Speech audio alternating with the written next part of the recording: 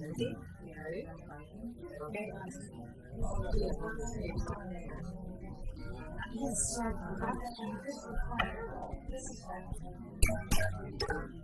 We'd like the meeting to please come to order. This is Wednesday, August the 4th, and you have joined a regular meeting of the Oregon City Commission.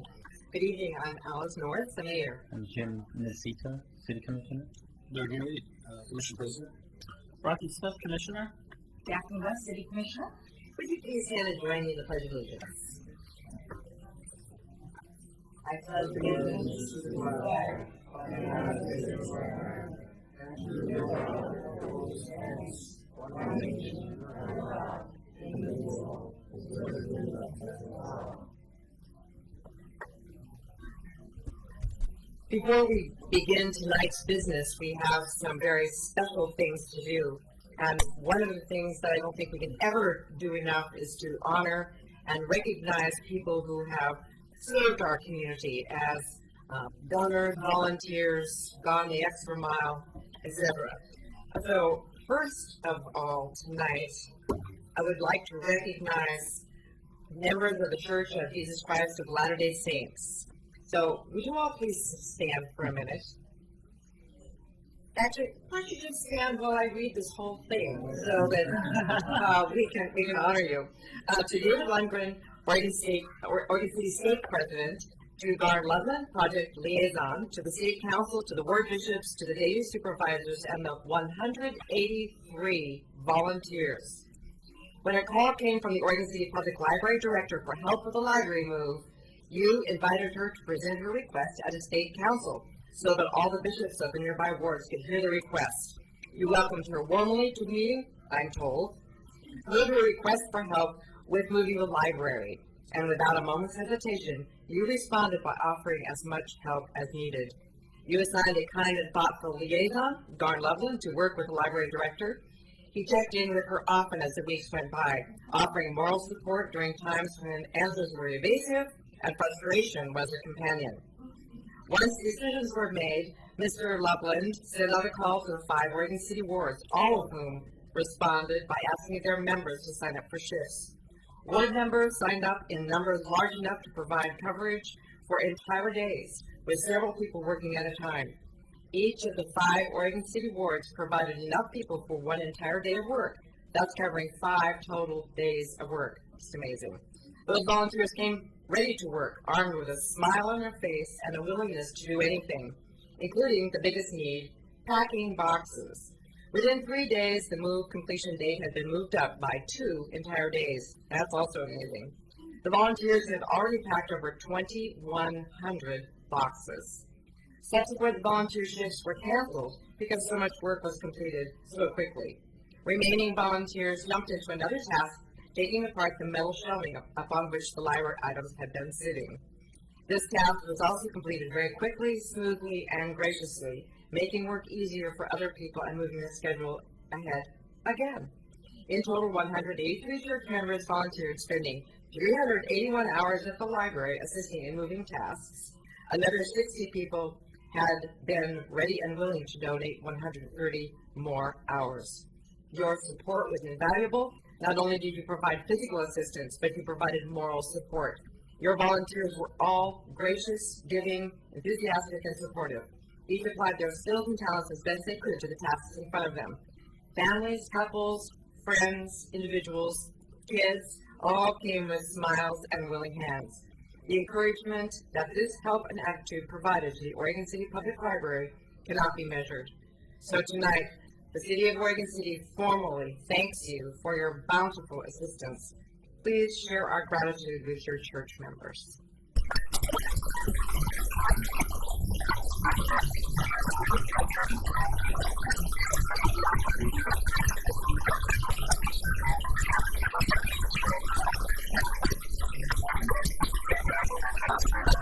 If one of you would please come forward, we have this letter to give to you and also a small token of our thank you, our appreciation.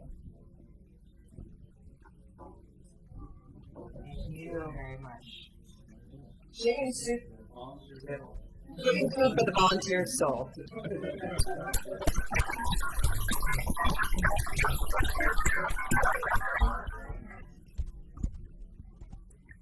we had another party to recognize. This appreciation goes to the Danielson family, and we have Craig Danielson here tonight representing the family, and we thank also Carol Danielson Suzuki, who could not be here. By 1995, the Oregon City Public Library had long outgrown the Carnegie Library, but attempts to build a bigger library had all failed. Staff recommended leasing space in the Hilltop area as a short-term solution. Danielson's Hilltop Mall generously offered some space. A 5-year lease was signed for 13,000 square feet, and the interim library opened for service in April 1995. Little did anyone know, but this was just the beginning of what was to become a long and beautiful relationship. The lease was rewritten in 2004 and formally amended 8 times to extend its length.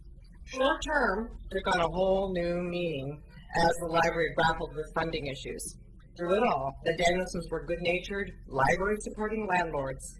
Not only were they willing to extend the lease, but they put their own plans for the mall on hold until they knew that the library funding was secure. Once that happened, the city was able to hire a library director who could lead the library through the process of a move. And only then did the Danielsons consider moving forward with their plans to redevelop their property. For your patience with the city, for your support of the library, and for your willingness to put your own plans on hold in light of the greater good, the City of Oregon City formally thanks you. So please convey our appreciation to your entire family.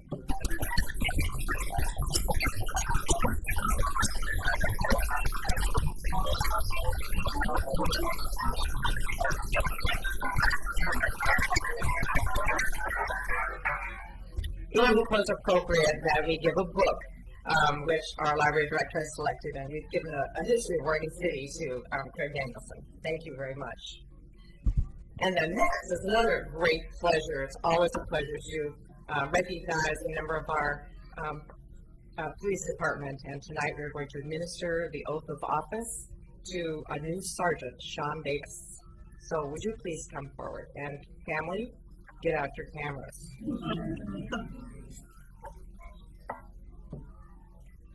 Chief.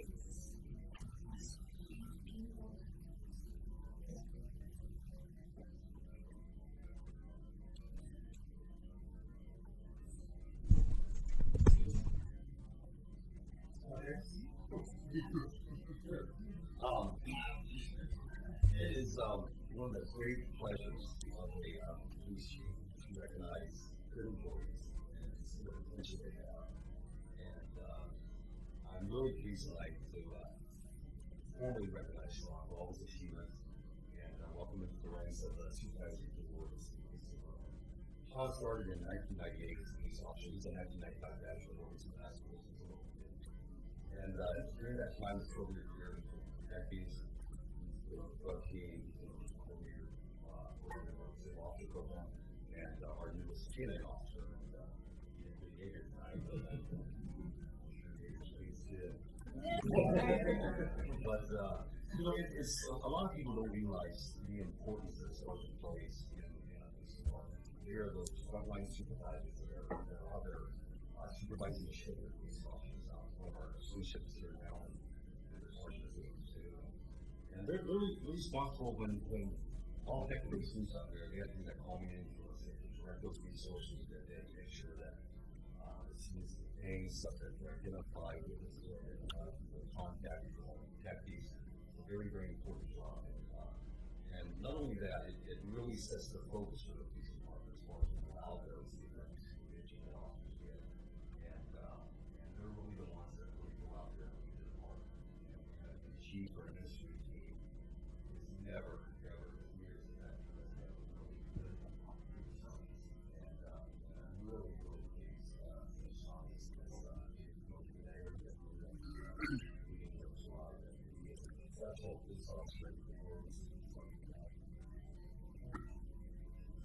Okay, it's time to administer your oath of office. You already raised your hand, so please repeat after me.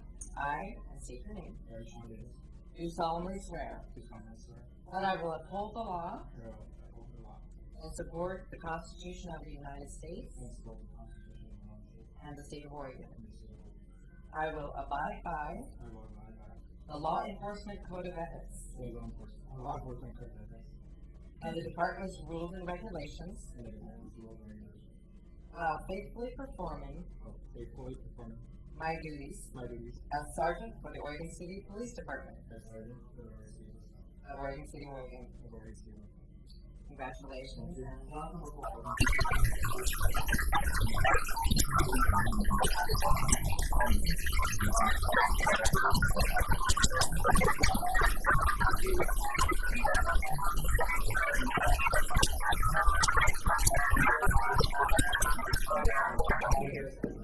Before the police officers depart, I want to make sure that we recognize all of you, but particularly Chris Taylor, who organized the National Night Out last night up at Chapin Park. And it was a wonderful event, very well attended. I don't know, 2,000 people there? Not quite that many. There were a lot of ice cream was eaten, a lot of hot dogs were eaten, a lot of good information was given out, and I certainly believe it fulfilled the purpose of National Night Out, which is people meeting each other and understanding how to keep communities safe. That's what it's all about. So I want to express from all of us our extreme appreciation for your work.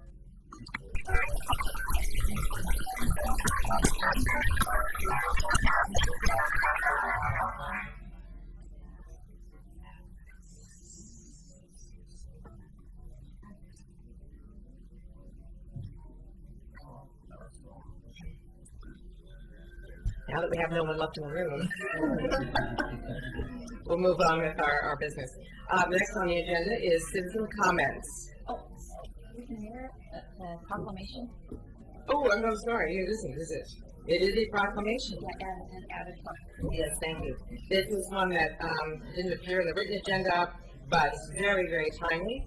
And it says this: whereas on July 26, 2010, Governor Theodore R. Kulongoski issued a state proclamation proclaiming August 9 through 13, 2010 as Oregon Code Enforcement Officers Recognition Week. And whereas Oregon City Code Enforcement Officers provide for the safety, health, and welfare of the citizens in the community through the enforcement of the city's codes or ordinances dealing with such issues as building, zoning, housing, animal control, environmental and health and life safety. And whereas the Oregon City Code enforcement officers often do not receive recognition for the job that they do in improving living conditions for residents and the appearance of neighborhoods. And whereas every day, assisted by support and program staff, they attempt to provide quality customer service for the public for the betterment of the community. And whereas too many times their success stories and ability to achieve corrective action goes unnoticed, even though code compliance has been accomplished due to their efforts and expertise. And whereas Oregon City Code Enforcement Officers are dedicated, well-trained, and highly responsible individuals who take their jobs seriously and are proud of their office and the local government which they serve. And whereas the Oregon Code Enforcement Association, known as OCEA, has requested that the second week of August 2010 be set aside by local government to honor and recognize their code enforcement officers. Now, therefore, I, Alice Norris, Mayor of the City of Oregon City, do proclaim August 9 through 13 to be the Oregon City Code Enforcement Officers Recognition Week, and encourage all Oregon City residents to join in this week of observance. So, now, the ceremonial done, we'll move into citizen comments. It's an opportunity for citizens to address us on non-agenda items. You see the clock up here, which gives you an idea of how long you're speaking, up to 3 minutes. And when you come, please give us your name and the city in which you reside. You do not need to give your address if you've written legibly. So we have two people who've signed up, Paul Aker and William Gifford. You want to come up together?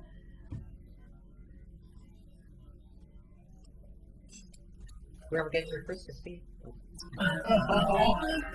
Actually, Paul is listed first, so.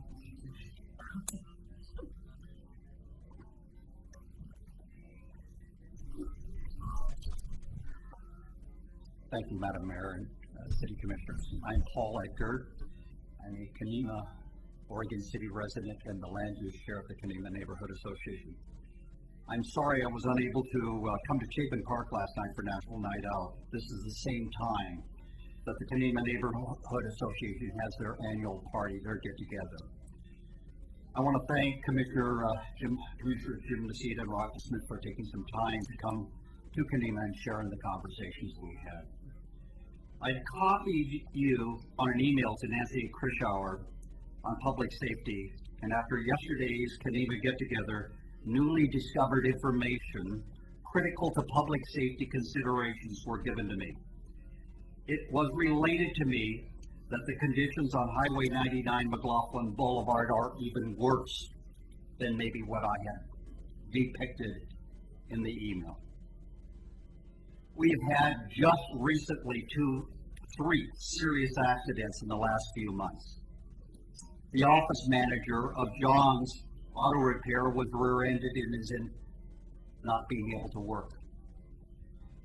A customer of John's Auto Repair was hit in another accident, and a third accident of serious nature was also identified, and I'm not fully clear on it. The speeds on Highway 99 McLaughlin are often over 50 miles an hour.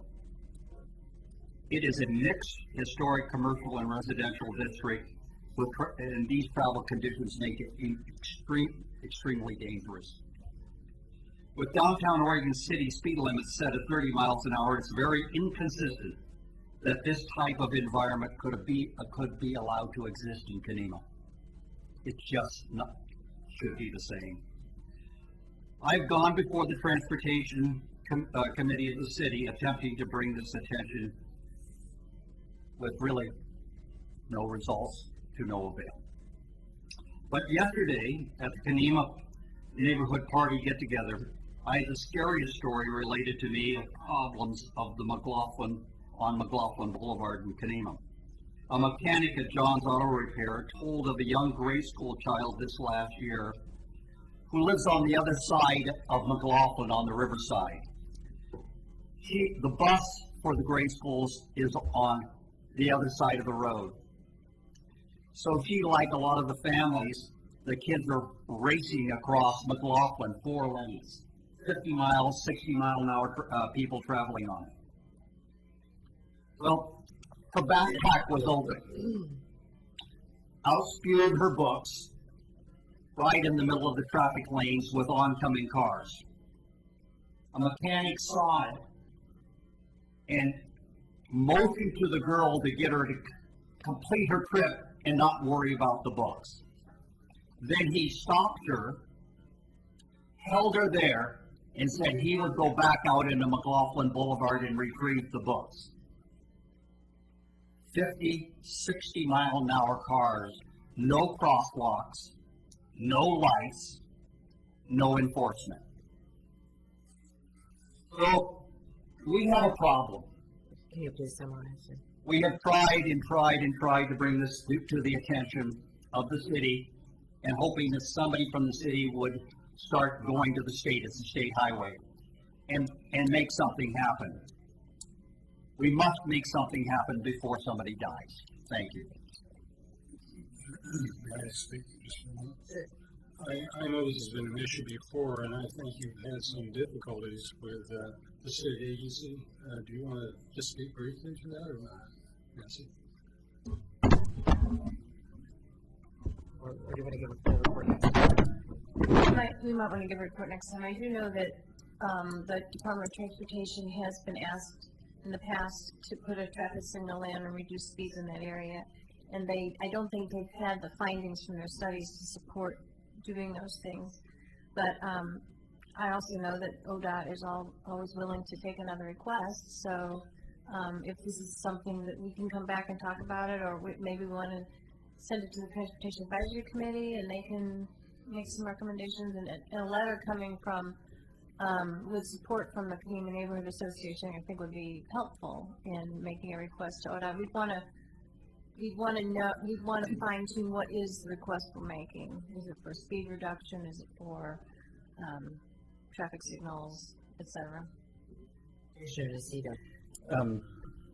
I'd like to offer a specific suggestion, because I actually had a conversation about this stretch of Kenema on the 99 highway with Christina representing Gardner a while back. And she had indicated to me that in order to put a street light, for example, on that stretch would, because it's a state highway, would first have to be designated as something called a special transportation area. Apparently there are rules and regulations regarding that specific designation. So I'd like to propose that the focused research being maybe for a work session soon would be, you get the rules and regs on STAs, what it takes to designate it, who in ODOT is responsible for establishing special transportation areas, and what it takes to make such a request. If we can focus on that, I'd be supportive of making a request. I might tell you that we do have a special transportation area designation already for our downtown between 15th Street and the tunnel. And those also have a lot to do with land use. So, but it's something we could talk to ODOT about. And there are some specific processes. The Oregon Transportation Commission actually approves STAs. Yeah. And I don't necessarily agree that you have to be an STA to get a traffic signal. There are other things. There are usually warrants that need to be met to install a traffic signal, and those come out of the Manual of Uniform Traffic Control Devices, which ODOT uses as their guidance. Okay.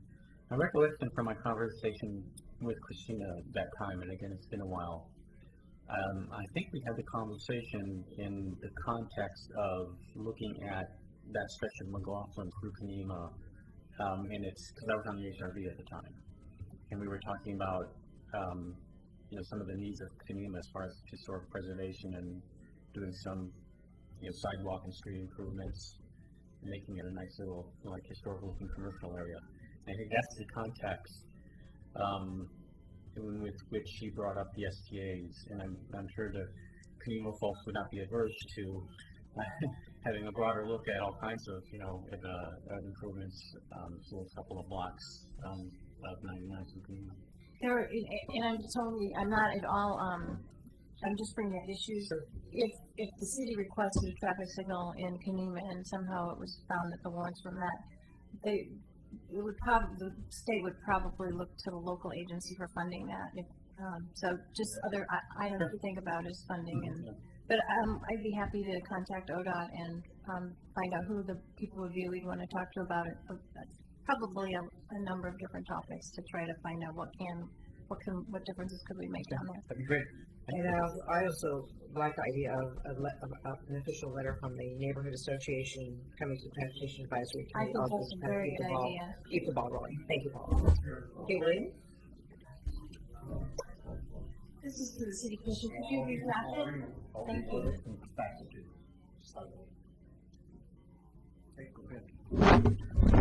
Madam Mayor and City Commissioners, and a special welcome back to Father Sullivan, whom I haven't seen in a long time. Welcome back. Nice to see you.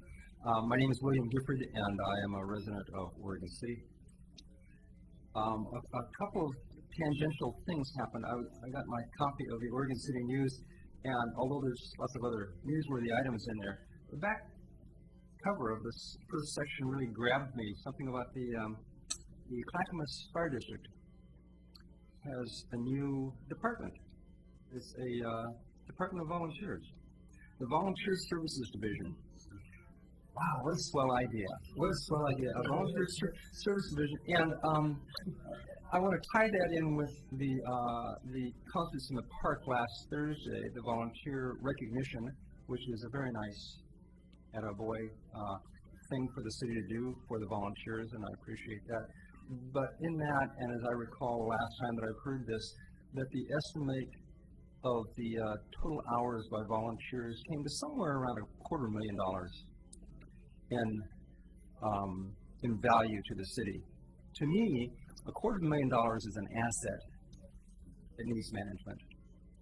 And I am just encouraging the City Commission to give further consideration to a volunteer coordinator. If we can't muster a full-blown volunteer services division, which is probably beyond our means, I would certainly consider, I would certainly like to see more consideration given to a volunteer coordinator, one that would incentivize, would avoid burnout, would be able to plug in where the citizens need, could help the city, and where the city needs help. So that's just my pitch for the night for a volunteer coordinator.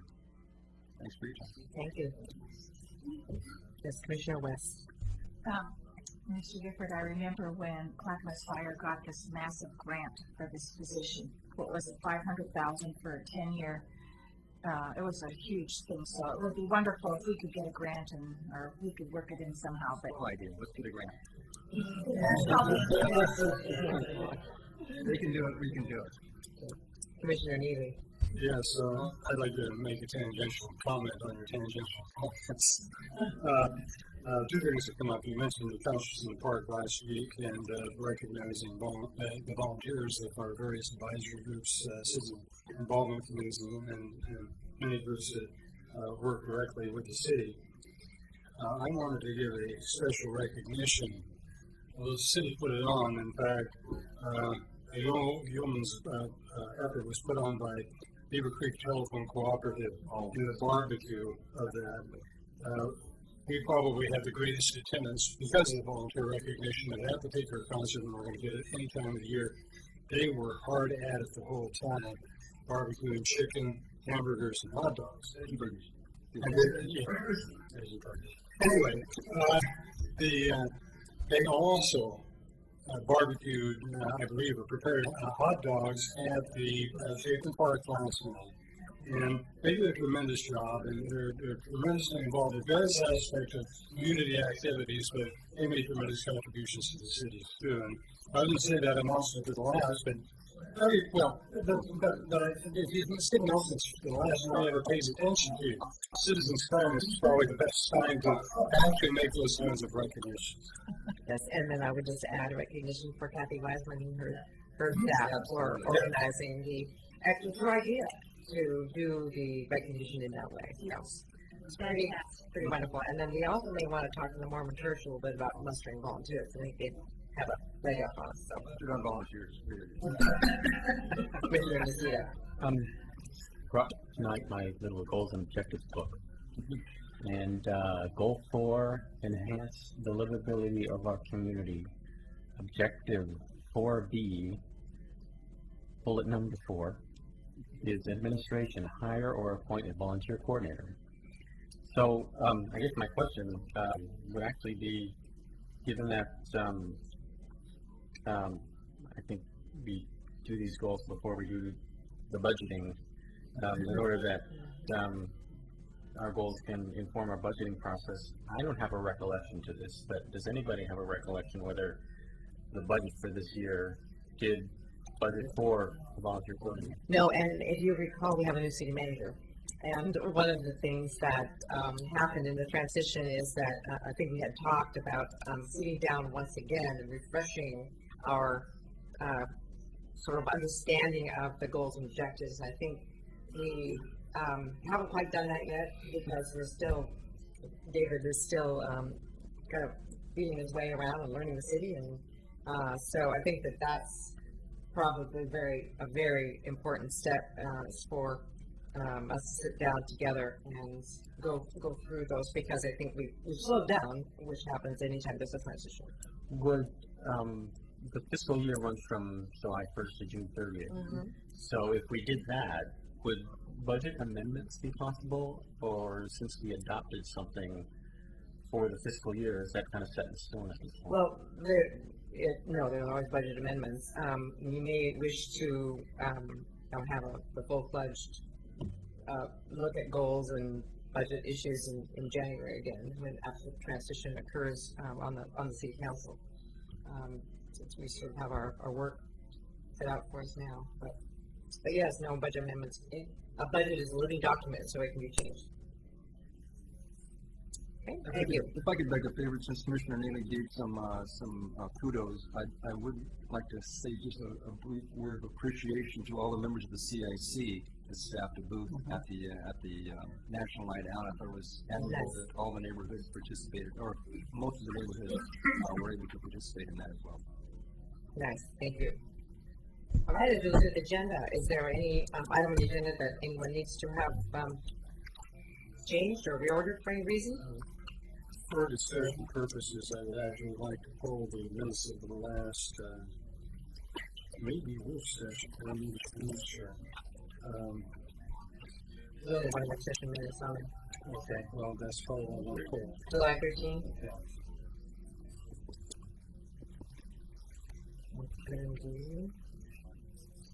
Anything else? All right, we will then take this agenda in the order in which it is listed. So let's move into our business agenda. The first item is a resolution 1018, a ballot measure for voter approval of a public road and utilities across Oak Tree Park. And I will be handing the gavel to Commissioner Neely. I have a direct conflict of interest as I'm a member of the church and investor in the project. So. Oh, no.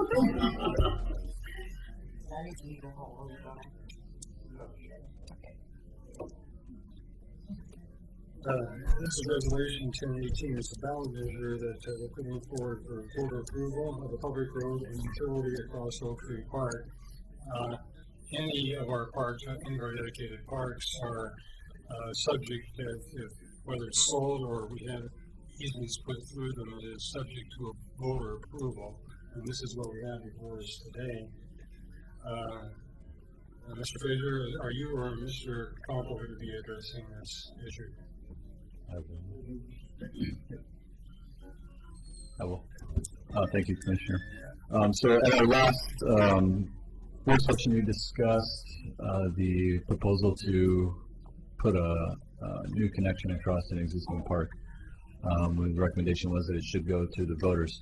So we have gone back and we prepared a resolution that would send this question to construct an approximately 4,500 square foot tract for public utilities in a public street on the Oak Tree Subdivision Park, which is approximately just under 22,000 square feet. The issue would be going before the voters for their consideration, if it is approved tonight, at the November 2nd, 2010, on the ballot for the November 2nd, 2010 vote. We did prepare the language that would appear on the ballot and within the voter pamphlet concerning the caption, the question, and the summary of the proposal that is being put forward. So with that, I would be happy to answer any questions that you may have concerning this request. Are there any questions?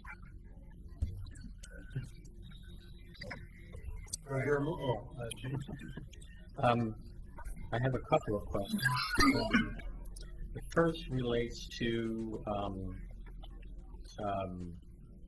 the cost of the special election. My understanding is that the church would be paying for the cost of the election. That's my understanding as well. There was no direction for the city to pay for this election. Okay. That's good. That's consistent with what I thought we were going to do. The second point I want to raise, I'll direct to my fellow commissioners whether to raise this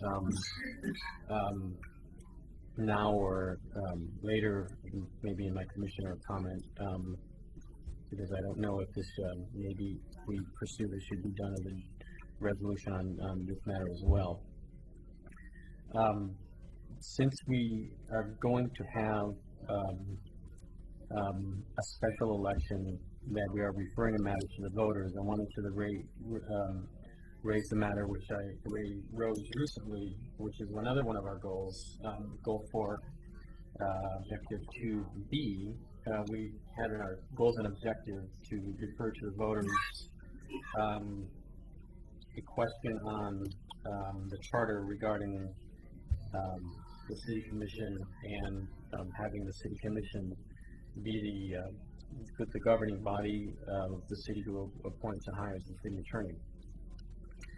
It seems to me, and this issue of a charter amendment was in fact budgeted, so we do have that in the budget because we did anticipate doing this in the fall. And since it does not matter how many questions are referred to the voter, this would be a way of saving money if we referred 2 questions to the voters, and half of that cost would be paid, the referral, by the church for its portion, and then our portion would, for the city attorney question, would be paid by us, but we'd be paying half of the cost that we had originally budgeted for it. So I would like to have a discussion on a timeline and interest from my fellow commissioners on doing this, and having the city attorney prepare language for such a charter amendment to discuss at our next work session next week, with an eye towards adopting that referral at the next commission meeting in mid-August. Could I request that you give us up after we get through the rest of our agenda, since we're going to have a motion on this particular item, and do it at that time? I just wanted to raise it now to make sure that there would be no complications, or whether we should do this all together at once, because it would be a question of the budget. I don't think it's an issue. Okay, now we'll let the mayor come back also discuss the trade. Commissioner West. You kind of took the words out of my mouth. I thought this is, we're, have a published agenda, and we're sticking to this agenda item. And, so I'm not comfortable with speaking about this at all on this agenda item right now, so we can talk about it later. So you want to put forward a motion on this particular resolution? Oh, sure. Is there any other discussion before I do that? Yes, Commissioner Smith. I'm still having a little trouble with this one, and you know, it was nice to get some clarification from the fire department as to why they were supportive in terms of the street layout, but part of my problem is the way, you know, obviously this is worded for the voters, that we as the city commission have determined that it's in the public interest to do this, and I don't know that I can say that. It's in the interest of the church, and you know, I don't see, from my point of view, you know, there's multiple other pieces on that property where the road can come in. And you look at the map, I've never seen a more crazy designed road in my life. And I can't believe the fire department supports it in the sense that the layout of the road is, you know, there's a corner in that road that's like this. So I understand the connection to South Bend and that problem, but there's other solutions wrapping the road onto the other side of the church property onto South End, which leaves plenty of access and quite away from the fire station, etc. I don't see how this is in the public interest. And I think part of the problem is we made a mistake as a city making that a city park long ago anyway. It probably should have never been a city park. And there's a lot of, you know, interesting stories about how it became a city park, but we made that mistake as a city, and now it's a city park, and we kind of have to deal with it. But I really don't know that I, as a city commissioner, can say that putting a road through there is in our public interest. I mean, there's so many other solutions that make more sense in my mind. So I'm kind of unsure about this one.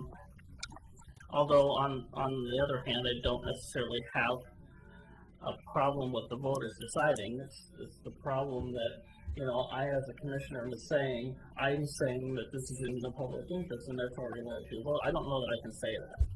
we might be able to take a look at it in a bit after some more discussion, whether there's a rewording that is satisfactory to Commissioner Rice. I'd like to hear a little bit from staff. No other alternative or feasible alternative was presented because I don't think any other one would have worked out to get a road in there for what the objective was. If someone wanted to build it, or I would assume we would have had a few other ideas. So maybe staff wants to comment to that.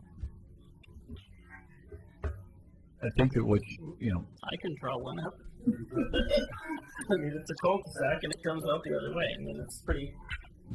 and right now, the applicant has a minor partition. When you come in for a minor partition, you're required to shadow plat a possible layout, just to show that you can provide connectivity. So, we've also worked with the applicant on alternative location for placing that road on their site. So we've been trying to meet the needs of the city for intersections with South End Road, trying to meet some intersection spacing requirements, Right. and work with the applicant in providing something that they would like to see on their site. There were some concerns about putting a road on the north side of the church and separating and creating a smaller little parcel to the north of where that new road connection would go in, utilizing the site for what they had intended for the expansion of their church. So in that context of trying to work with the applicant, this was an agreement that came up with between the city and the fire department. When this was originally done, this was under Chief Heros. And so he was negotiating at that point, but to their credit, the applicant has gone to Clackamas County Fire District and worked with them to try and come up with an alternative to meet all the objectives. In the ideal world, it'd be wonderful to be able to put the road exactly where we want it, but we are trying to deal with the presence of an existing large facility on the site, and some site constraints on trying to get a needed, what we consider a needed connection to provide some alternative access for that large subdivision to the north of the church property. Thank you, Tony. Connectivity is a big issue, so I imagine this is kind of the juncture of how they can get the most lots on it and how we can make it the safest and the most livable neighborhood there for our community. So I'm comfortable putting this forward to letting the voters decide. It's not a park that we, is used like the swing sets and things right now. So, and if the fire district wants to, I'm comfortable putting this forward to the people. I guess, go ahead. I believe Commissioner Macedo is actually next, and is up next to that. Thank you. I'll just say very briefly, just as a philosophical matter, I'm in favor of allowing the citizens to vote on something to the extent the commission can do so feasibly and cost effectively. I'm very much in favor of it. I share Commissioner Smith's concerns. There might be problems with it, but I'm in favor of if it's going to be funded by the church, to let the voters have the same. I'd like to pose a question. At various times in development history, cul-de-sacs were put forward, and then we've gone through other periods of impact, or negative aspects of cul-de-sacs and the desire for traffic to move through the neighborhoods and have access to other roads out, I think, is the preferred alternative. Correct. Not only for alternatives in and out of a subdivision, you also have fire life safety issues of providing alternative means for police and fire to get into those developments. Especially in this area of South End, you see a proliferation of cul-de-sacs that have been developed in this area, and we're trying to rectify that with a very fragmented and parcelized situation. So when we have the opportunity to create a connection, we are pushing extremely hard to get those connections, especially in this area where although that subdivision north of the church really has one primary access in and out without going a great distance out of the way to get around and out of direction travel. We're having all the actual discussion in a moment. We haven't made a motion yet, so the I mean, the other way to get out, I guess, would be beyond the South End Road in some fashion, maybe the cul-de-sac, but I don't think we've got enough roads opening into the south end at this point, and I think one benefit, is that Partlow on the other side, or does that road have another name on the other side? Close to Partlow, isn't it? Is Partlow through? Or they're Yeah, realigning we're that. realigning Partlow, correct, with, Right. with Lafayette. Yeah. Yes, thank you. And there's a benefit, I think, to having the road come out to something besides Minor arterial. I don't know if that's minor arterial, but I assume it is. And I presume there's a benefit for not having it open it up into a minor arterial. Correct. Thank you. Mr. Wester, you back? I was gonna, make a motion if we're ready here. Well, I think somebody wants to speak to this, and so I'll come on up.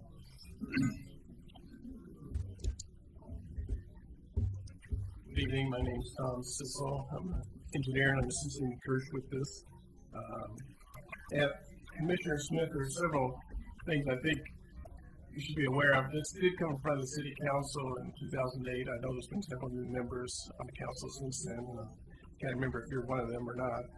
But they're in the process of this, as I mentioned at the work session, we originally proposed a cul-de-sac, and we were told by the city staff that they needed a through connection, and the church has accepted that. The original alignment that the staff proposed was to the north of the church, as you were asking about, and there's problems with that. One of the problems is sight distance on South End Road, because South End Road makes a sharp corner to the north. The other thing is it would cut their parking area in two, and there was big concern from the staff, from the church, about that their parishioners would have to cross that public roadway, and that was a good concern. And then the plan eventually evolved to having the connection go out between the church and the fire station directly to South End Road, and that was accepted by the city commission as it went through the entire chain in 2008.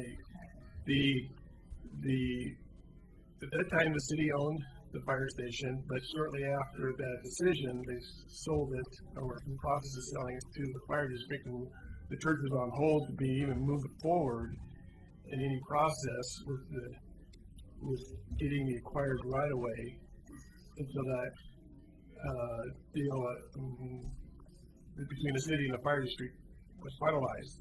Then the fire district, when we started talking to the fire district, and they had an issue with that location, and that's how they said their preferred location would be on the backside with connection to Lafayette, and that's how this whole thing developed.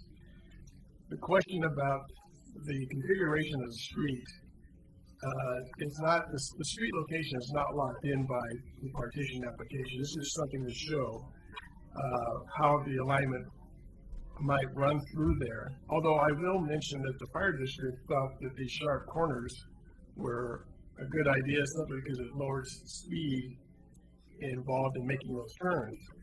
But the corners can be rounded, and that would be something that would come forward in front of the city again when an actual subdivision application is done. But what we're trying to do is provide a street pattern through those parcels that are not owned by the city, not owned by the church, through the city's parcel and through the fire district's parcel that would be locked in and then could be connected with those of being at a later date when the church property would be redeveloped. Just I'm not sure you identified yourself by name if you didn't, but you did. My name is Tom Sissel. Maybe he did. He did. Okay, I'm sorry. Thank you.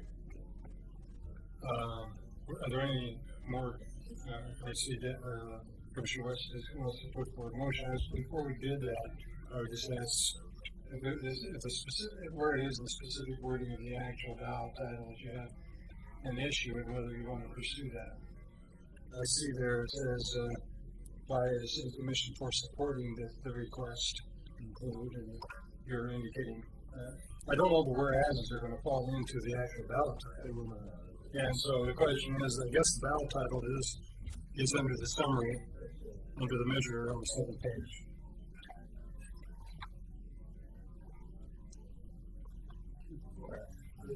Just before approved, Oh, Commissioner, it's a paragraph before that, it says that these. Well, this is a resolution. I think you're on the wrong. Resolution number 1002. 70.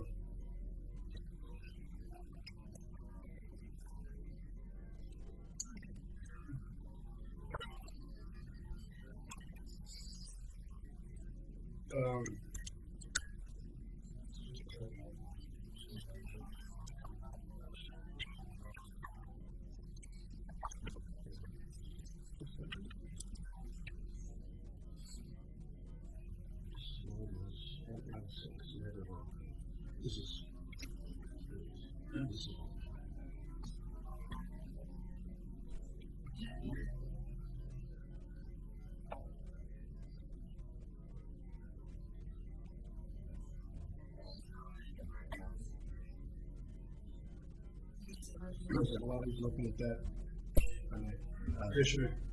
the reasons are the ones given by planning to justify setting that first.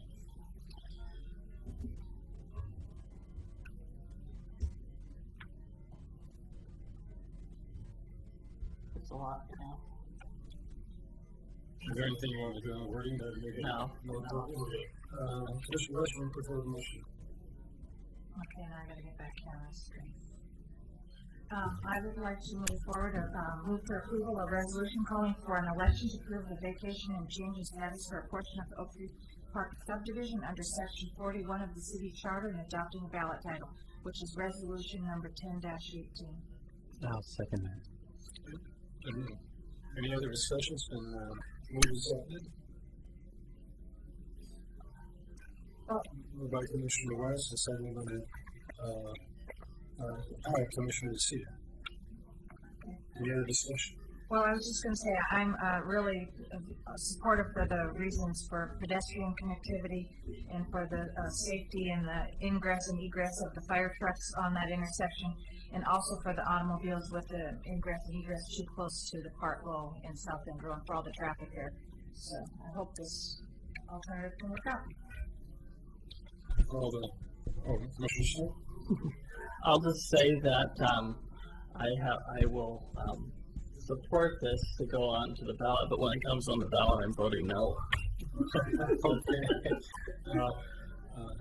So would you go ahead and vote? Commissioner Smith? Aye. Commissioner Nocita? Aye. Commissioner Neely? Aye. And Commissioner West? Aye. Measure passes 4-0. So, I don't know, our mayor is following this and we'll step back in.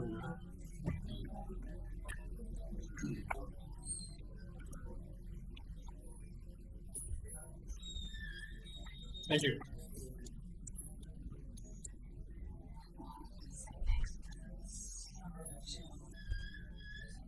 Okay.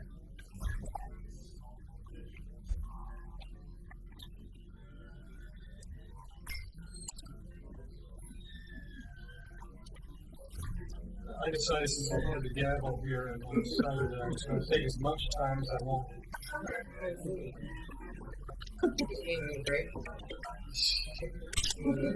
Not yet, but I will soon. A little bit more.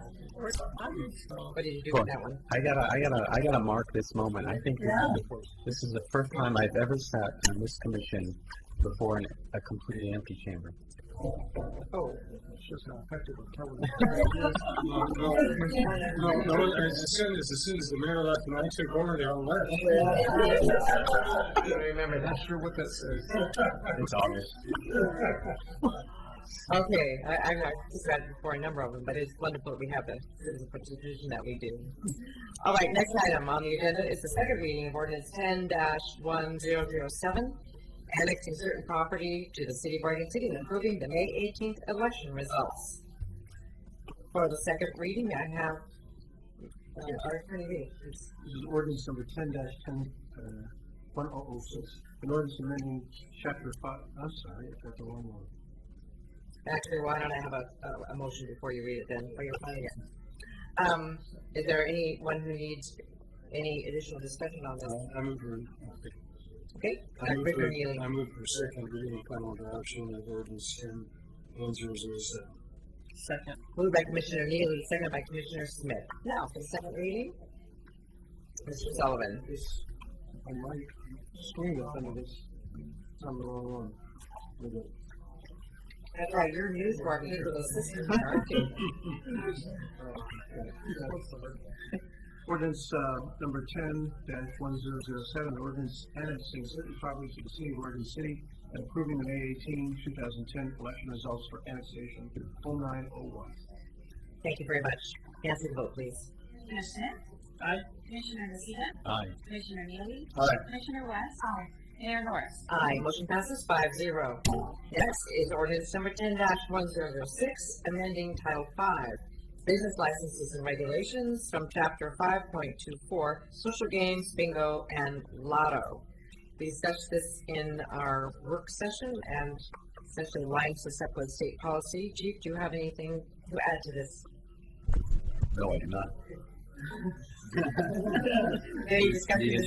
Brevity. Well, I was just, Would you like to have a I was just going to suggest, since that was covered in a study session, I think it would be beneficial, the formal commission meeting for a brief discussion about it.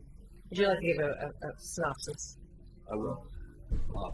Currently, the way the city code is written is that it regulates the licensing of bingo or lotto games, and the state law prohibits if the city allows that for it to be regulated.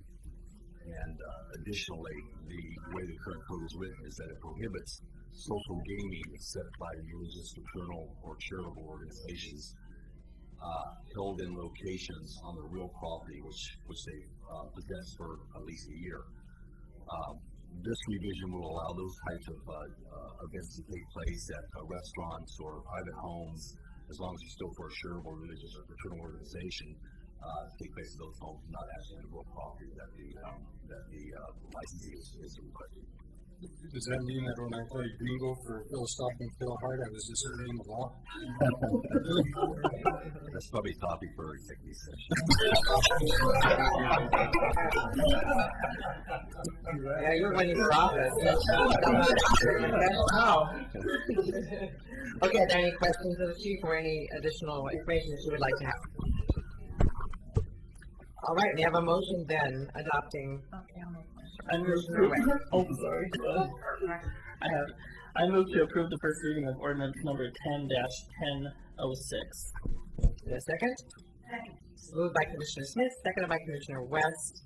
On the motion, any additional comments? Nancy, vote please. I need to read it. Oh, and our attorney did the first reading. This is ordinance number 10-1006. I'm sorry. Amending chapter 5.24 of the Oregon City Municipal Code related to social games, bingo, and lotto. Thank you. Now the vote please, Nancy. Commissioner Smith? Aye. Commissioner Nocita? Aye. Commissioner Neely? Aye. Commissioner West? Aye. Mayor Norris? Aye, motion passes 5-0. Next item on the agenda is a deed of dedication, slope easement, temporary construction easement, and settlement agreement with Metro regarding our jug handle project at Redland Road. Nancy Crashauer and I and Alida Froman Goodrich and a couple of other people appeared before the Metro Council and received Metro Council's agreement to proceed with this. So for the staff report, Nancy Crashauer. Thank you, Madam Mayor and Commissioners. As the Mayor mentioned, we have taken this through with the Metro Council, and they have approved these deeds of dedication and easements, etc. As you all know, these are necessary for the jug handle. We've had the need to acquire right-of-way from a number of different properties for this project, and Metro was one of them. The thing that's very unique about this this particular transaction is the way what we're actually doing with the money to pay for these deeds and easements. I want to recognize Metro's staff as being just phenomenally collaborative and cooperative on this transaction. It was interesting working with another agency that really has the same a real understanding of needs. Like, we completely understood that they wanted to preserve their metro transfer station because that is a service to this region, and they're almost acting like a utility in that manner. And of course, they understood our needs to improve that interchange because they're so intimately involved in the regional transportation plan and economic development, indirectly at this point, but throughout the region, and the need to make these improvements to provide services for urban growth boundary expansion and for our regional center. So we worked with them, and they were really looking for a creative solution. So we, the one we came up with was, we are going to, the value of these properties was concluded to be $190,000, and rather than pay that money directly to Metro or the solid waste activities at Metro, they thought it would be appropriate to use that money for a future project within that area that would benefit both the city and the regional center and the transfer station in that area. So it ends up that the money that is being used to acquire those properties for this transportation improvement will go to benefit the surrounding area, which I think is a very creative solution. That being said, I just brought a map of the Jug Handle project just to remind the commission of where these particular properties are located. They're along here. There's some right-of-way acquisition we need for permanent street location. There's also a slope easement needed for the slopes that'll be along the edge of the roadway along that area. And then there's a temporary construction easement that we need to just do the work, do the construction. We try to be very, very respectful of not of minimal impact to their site, because they're operating as a public service agency, and we wanted to make sure that they didn't lose the ability to circulate in a way that it would require them to make extensive improvements to their property and to the way they do business. We did also then, our city attorney's office and their attorney drafted and completed the settlement agreement that's in your packet, and I think that they did a super job as well. So thanks to Metro for coming up with this agreement with us, and I'm hopeful that the City Commission adopts these agreements. Okay, questions for Nancy or about this project? Commissioner Healy? Just a question. I presume we're going to have to gain right-of-ways to other properties in addition to this easement. Is that correct? Or there are other properties that we have been working with for right-of-way and various easements, et cetera. You've seen the Union Pacific Railroad right-of-way acquisition, and we're just about to complete another one in terms of the settlement agreement. There are no further questions then? Yeah, I don't see you on there. Commissioner West? Nancy, do you think you could bring your map a little closer so we could see, because a picture takes 1,000 words, says 1,000 words. I'd like to see, it's been a while since I've looked at how it cuts through that site there. So I appreciate it, and I don't know how, maybe people at home can see that too. So we're taking kind of the corner off that. No, this is the Metro Transfer Station, and one of the important parts of the agreement, one of the important parts of the negotiations had to do with keeping this driveway open for Metro. That's an important driveway for their service. And that driveway is also part of the land use decision for the Metro facility. So we needed to stay clear of that in the actual settlement agreement, and that was just an interesting topic that came up as we were doing the negotiations.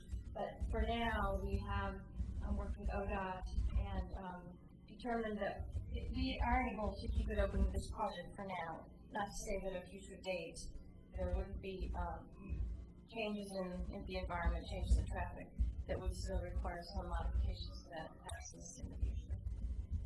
So this is the Metro Transfer facility. This is where the new roadway goes. As you can see, actually, ODOT property right away goes over a ways. that this does, encroach on the Metro property as well. Commissioners, Nocita? Oh, thank you. That's the honor. Nancy, how much of that new roadway, road bed would be built on what was historically the Rossland landfill? I know that you made a presentation during a work session, and I remember the geotechnical folks. Yeah, we've done a whole lot of Swiss cheese out there. Yeah. And has any of that tested for garbage? The area here that, there's landfill, and so some of these traffic signals will be put on driven piles, and there may be some freeloading in this area. Of course, as you can see, Washington Street has been there for quite a while, and there's quite a lot of asphalt that has been placed as the road settles and it has to be overlaid. So this section, from what we know, is not in any landfill. It's really, it's the confines. We have some pretty good map. It's not totally accurate, but pretty good mapping of the boundaries of the landfill. Other questions? And so then the little Commissioner West? thank you. The little triangle piece between the transfer station and 213, is that the cities now? I think that Or metros, or? it's going to remain public right of way, and I'd have to look at the IGA to see if it remains in state hands. We have so many different property ownerships in this area, that I probably want to get back to you on that. But this is an area that we're going to be re-landscaping. We're going to be restoring, rebuilding our Oregon City sign there, because it's got quite a bit of damage. And this is a good warning, because we have to deal with the sign of the project, so we'll be able to take care of that sign as well. And then we have quite a nice landscape plan for that, so we'll really be enhancing this gateway to the city. So some of the 190,000 be able to do that? That'll be covered by the project. So we'll find other things. We have a lot of other thoughts about that. We thought what would be fun and something to engage the community in would be perhaps some improvements to the metro, to the pond in that area. I think that a lot of people don't even know it's there. And we thought about perhaps working with the schools there's some schools that are interested in doing environmental projects. And not only just environmental, but make it more of a park, entrance to a park and entrance to that trail through there, really enhance that pond and make it educational. Then there's some other educational opportunities that we were also thinking we might want to work with the schools on, and that would be to put information about some of the historic things that are in this area, like the Highland Street Cemetery, of course, David Gordon Trail itself, and there's a lot of other topics I'm sure you can also think about. And I'm actually working about maybe trying to get together some of the art classes. You might know more about that later. Sure. So we've got a lot of ideas, and that those kinds of things we might ask Metro, would these be things that we spend that money on? There's also a need for sidewalks in lots of parts of this area, and there's probably a list that's a mile long at $190,000.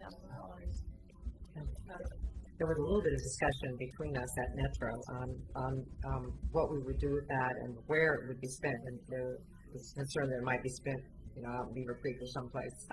But I think the fact that it was to be mutually agreed was a cause everybody liked. Commissioner Neely?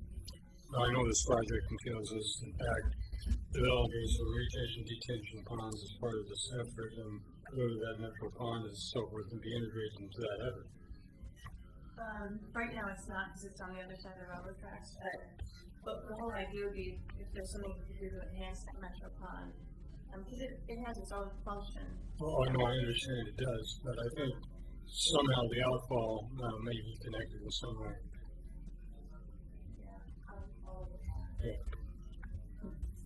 Are there further questions?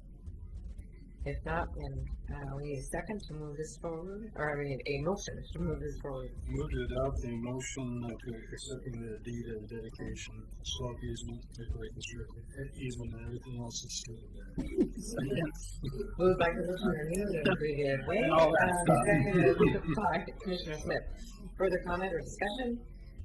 Nancy, the vote please. Commissioner Smith? Aye. Commissioner Nocita? Aye. Commissioner Neely? Aye. Commissioner West? Aye. Mayor Norris? Aye, motion passes 5-0. Next item is resolution 1020, adopting the parking study along awaited event. Mr. Arthur Scott? The request in the form of a resolution, today to adopt the parking study. As you know, we've discussed this at a number of prior city commission session meetings, including most recent one. We've had basically a completed report since last year, and it's been delayed, or the adoption has been delayed for a number of timing reasons. One of those is that at a prior work session, the commission asked staff and actually the mayor was involved, so we need to go out and meet with some specific stakeholder groups, and basically sort of present findings of the study. We did that. We discussed the centers. We discussed this at your last month's work session, or I didn't have those numbers at that time. I provided those for you in the report. One from during the county meeting with county court staff, Judge Mauer, was just added this evening because I didn't have that. We'll provide it to the mayor after our third month. Those are all in your review. Questions about those? So essentially, everything that's been to do by the commission. Just further comments from your discussion last month. Commissioner Neely, you specifically had a question and asked that. Your question was regarding extending some parking times in the block. And for my response to that, I think we've got a complete document, the report that was done by the stakeholder group and the consultants. I think we can address that. All it relates, but we can address that as a separate action. If the commission wants to direct staff to pursue that, especially our involvement involves doing some parking stalls and so forth like that. So if you're satisfied that we can do that, I don't think that has to. I don't either. For one thing, the logic behind what I stated was actually based on numbers that were actually in the report, and I think that was sufficient for you to make consideration. So I just want to make sure that I follow that. And then there was also some discussion, CNA brought kind of making sure we kept it on our radar screen and keep that indexing of the fees in place when we go forward with increasing or changing parking fees. And this also can be done as separate actions as we do, whether we adopt this with some formal resolution or case ordinance adopted or all these. So a lot of the items, and that kind of makes relates to my last point, which is there are a number, as you know, there are a number of recommendations in this report. Some of those are very simple, such as form a parking committee, and immediately we can do things like move some parking spaces around. We can actually have the ability to create up to 50 parking spaces. So just parking and that kind of thing. There are things that are, I think, more complex than that that would require coming back and just following up with the commission and voting on. We're at this point of the parking implementation, I'd like to, have your blessing to move forward or whatever, but basically your adoption of this plan, first of all, just gives it the credibility and says we've accepted it, and second of all, it gives the staff the direction that we need to begin, just to begin to move it forward and actually begin the implementation. So I won't rehash all the recommendations and maybe see her forward. I think that's what we've heard questions. I just have a couple things. I keep wondering if the stakeholder group meeting notes should really be included as an appendix in the adoption. maybe not, because it wasn't part of the study. But I don't want those to be lost. And then secondly, could you see yourself putting together an implementation schedule? I think we were sort of working on that before, the possible timelines off into the future. Your first question, we can certainly make this independent, I think. So I'm sure to this I think it's just simply about the fact that we enter these as part of the record of the staff report while you're adopting this tonight. That may be satisfactory to that because it is part of now the record. Okay. If you're satisfied, otherwise we just don't want them lost. Yeah. And then the second part, yes, definitely back the implementation. I guess we just need to kind of revisit that and receive your direction on I think it's helpful to me to see what you think is possible now and when, and to the public, how long it's going to take maybe to move some of the items forward, and which ones have big price tags. And I see this tonight as really it's just a big money amount stuff, just adopting the plan, and then we have to bring back that part of the discussion so we can start talking about the implementation strategies and just revisit them. Okay, may I have a motion for adoption? I have You actually are. Yes. Okay, Commissioner Neely. I did want to ask something. It's just on page 65 of the recommended of the staff report. 65. Yeah. You have this tremendous range on parking meter charges. You're seeing all the way, and in fact, everything has a tremendous range, but parking meters I'm more familiar with because I use them. And the range goes all the way from 35 cents per hour to $2 per hour. Was there any discussion of why there was such a recommended range? I don't think it's that.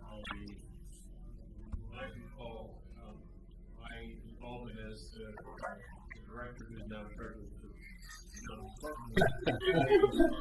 after this.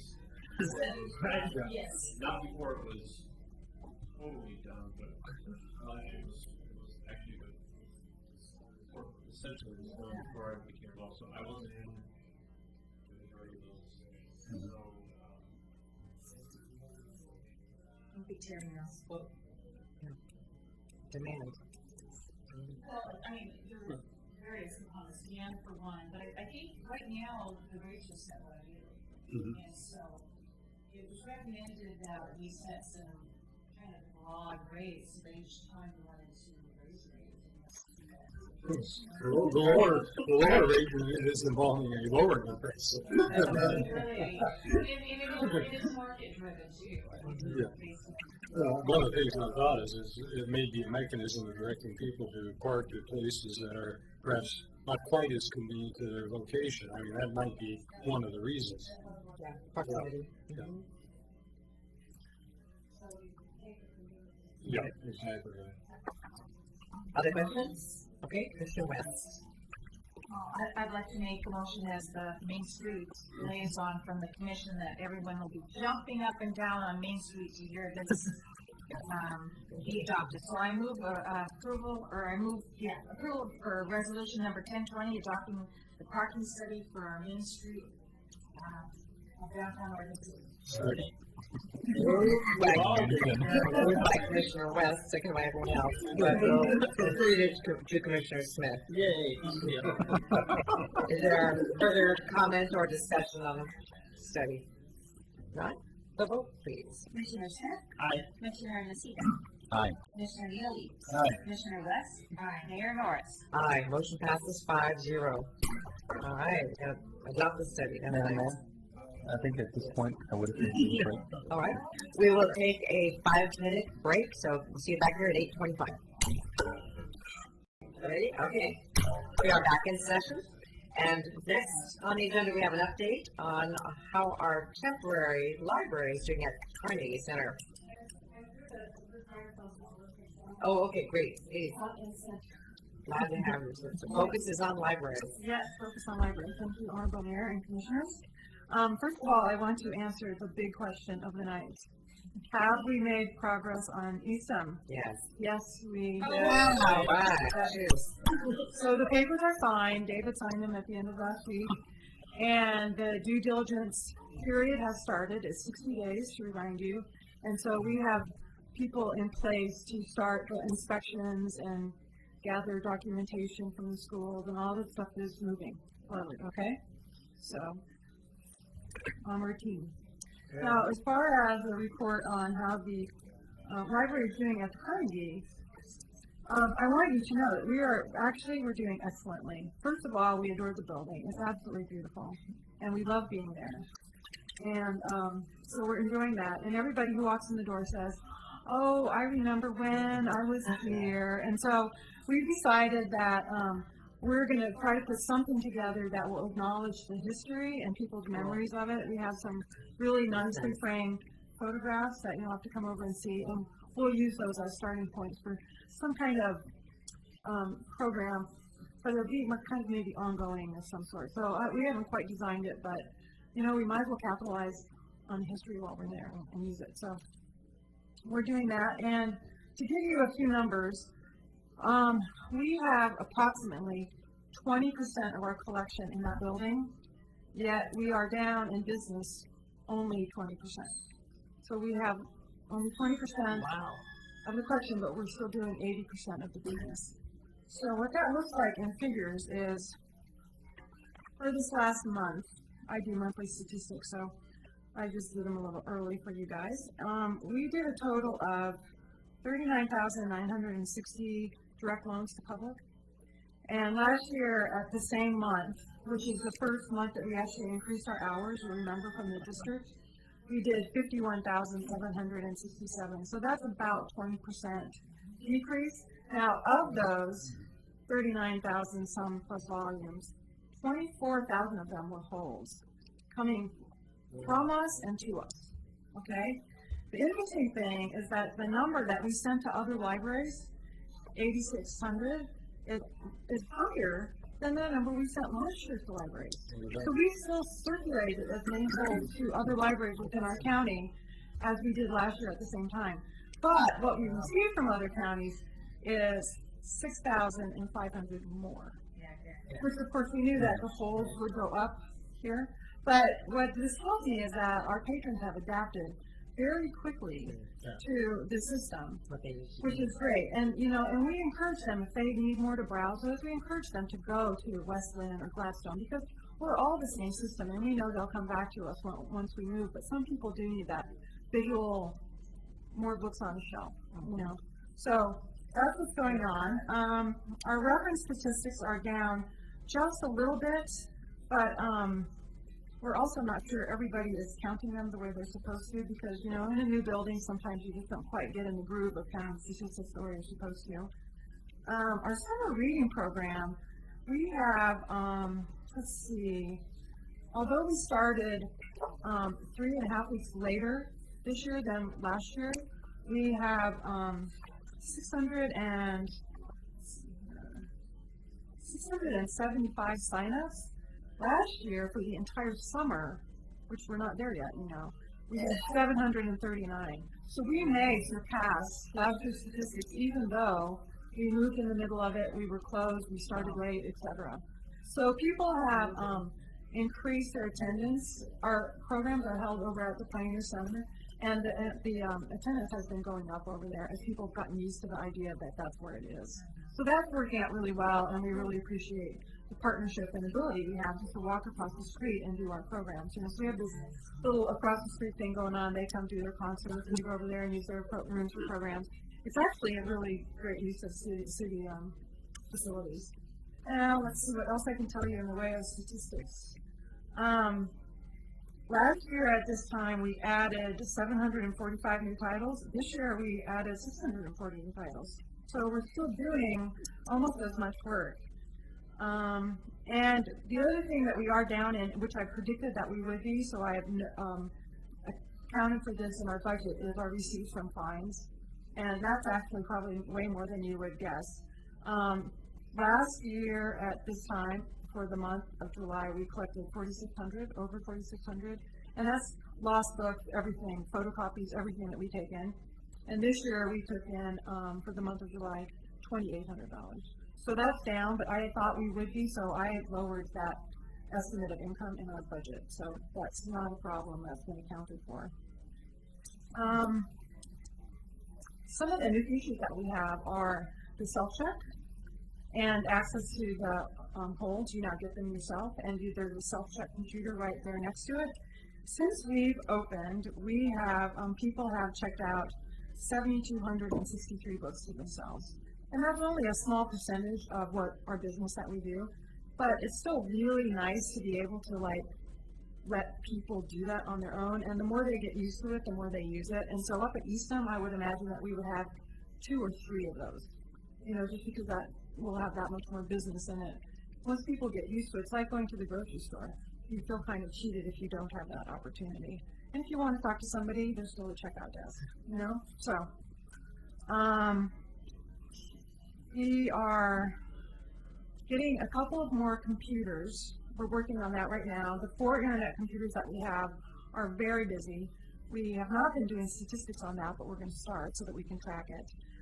They're typically busy all day long, so we're adding at least 1 more there that will be probably a 15-minute, no card, no nothing, so that if you like got a fine and your card's blocked, or you're not a local person, you're from out of state, you can still come in and check your email really fast, and that will really actually fill a hole that we need in this community. Let's see, what else new things are we going to do?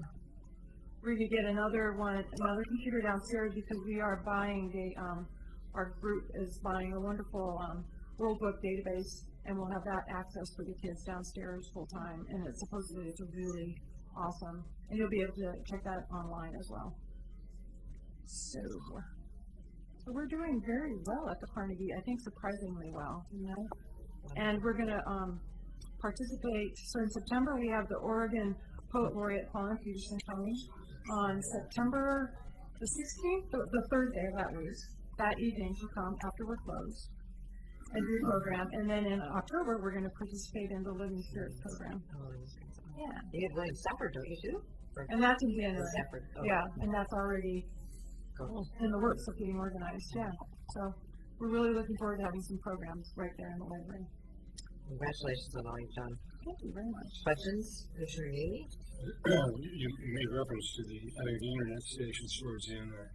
There was decrease going into the we had 10 when they were all working.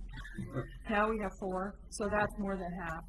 So we're going to at least add 1 more internet station, so that'll be half of what we do. You're mentioning them used all the time. Of course, I wasn't at the old library. I wasn't at Danielson's location that frequently, but whenever I saw them up there, most of them seemed to be occupied. They did, yeah. And so one thing I talked about, we do have Wi-Fi access, and so there's always people in there using their own laptops. And then another thing I'm thinking about doing is getting a couple of laptops that we check out to people for use in-house, just as kind of a test thing and see how that would work. So if they were all busy, you know, people could sit in the reading room or at a table or whatever and use a laptop.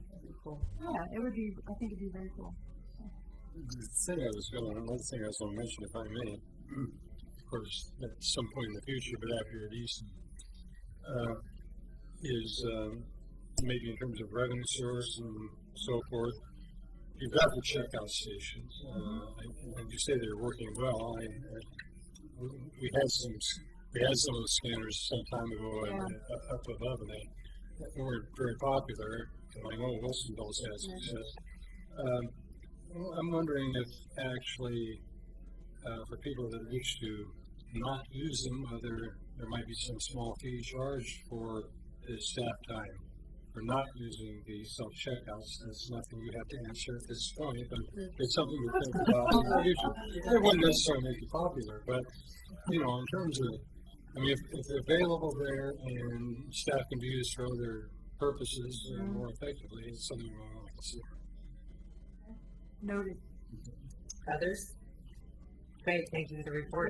Appreciate it. Nice to hear. Next, we have the consent agenda. And we have pulled item 2E E? Item D. Yeah, D, yes. So may I have a motion for the adoption of the consent agenda? Second. Moved by Commissioner Lee, second by Commissioner West. On the consent agenda, Nancy, the vote please. Commissioner Smith? Aye. Commissioner Messina? Aye. Commissioner Neely? Aye. Commissioner West? Aye. Mayor Norris? Aye. Motion passes 5-0. Can't get my, thing to move here. Seems to be frozen. Oh, anyway, I know that we have item, D. Here are the minutes of, oh, there we go. It jumped. Good. Minutes of the work session of July 13th. Okay. Commissioner Neely? Yes, I'm not actually moved to adopt these minutes, however, I'm going to complain. It's been a while since I've done them, I thought it was about time. I did For you to that. complain? The brevity of the minutes.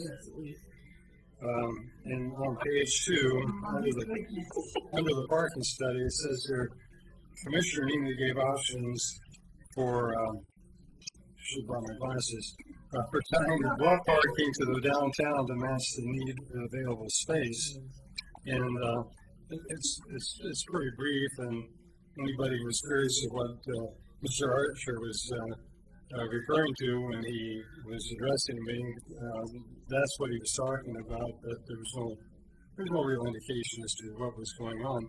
I realize we've got tapes, and I realize we've got web stream and all those kinds of things, but I still feel that these minutes are too brief in terms of what in fact is being discussed. I don't think you have a total written commentary there, but it does disturb me that these are so brief. Having said that, however, I will move to pass the work session minutes of July 13th, 2010. Second? Second. Moved by Commissioner Neely, second by Commissioner Smith. On the work session minutes, Nancy, vote. Commissioner Smith? Aye. Commissioner Messina? Aye. Commissioner Neely? Aye. Commissioner West? Aye. Mayor Norris? Aye. Motion passes 5-0.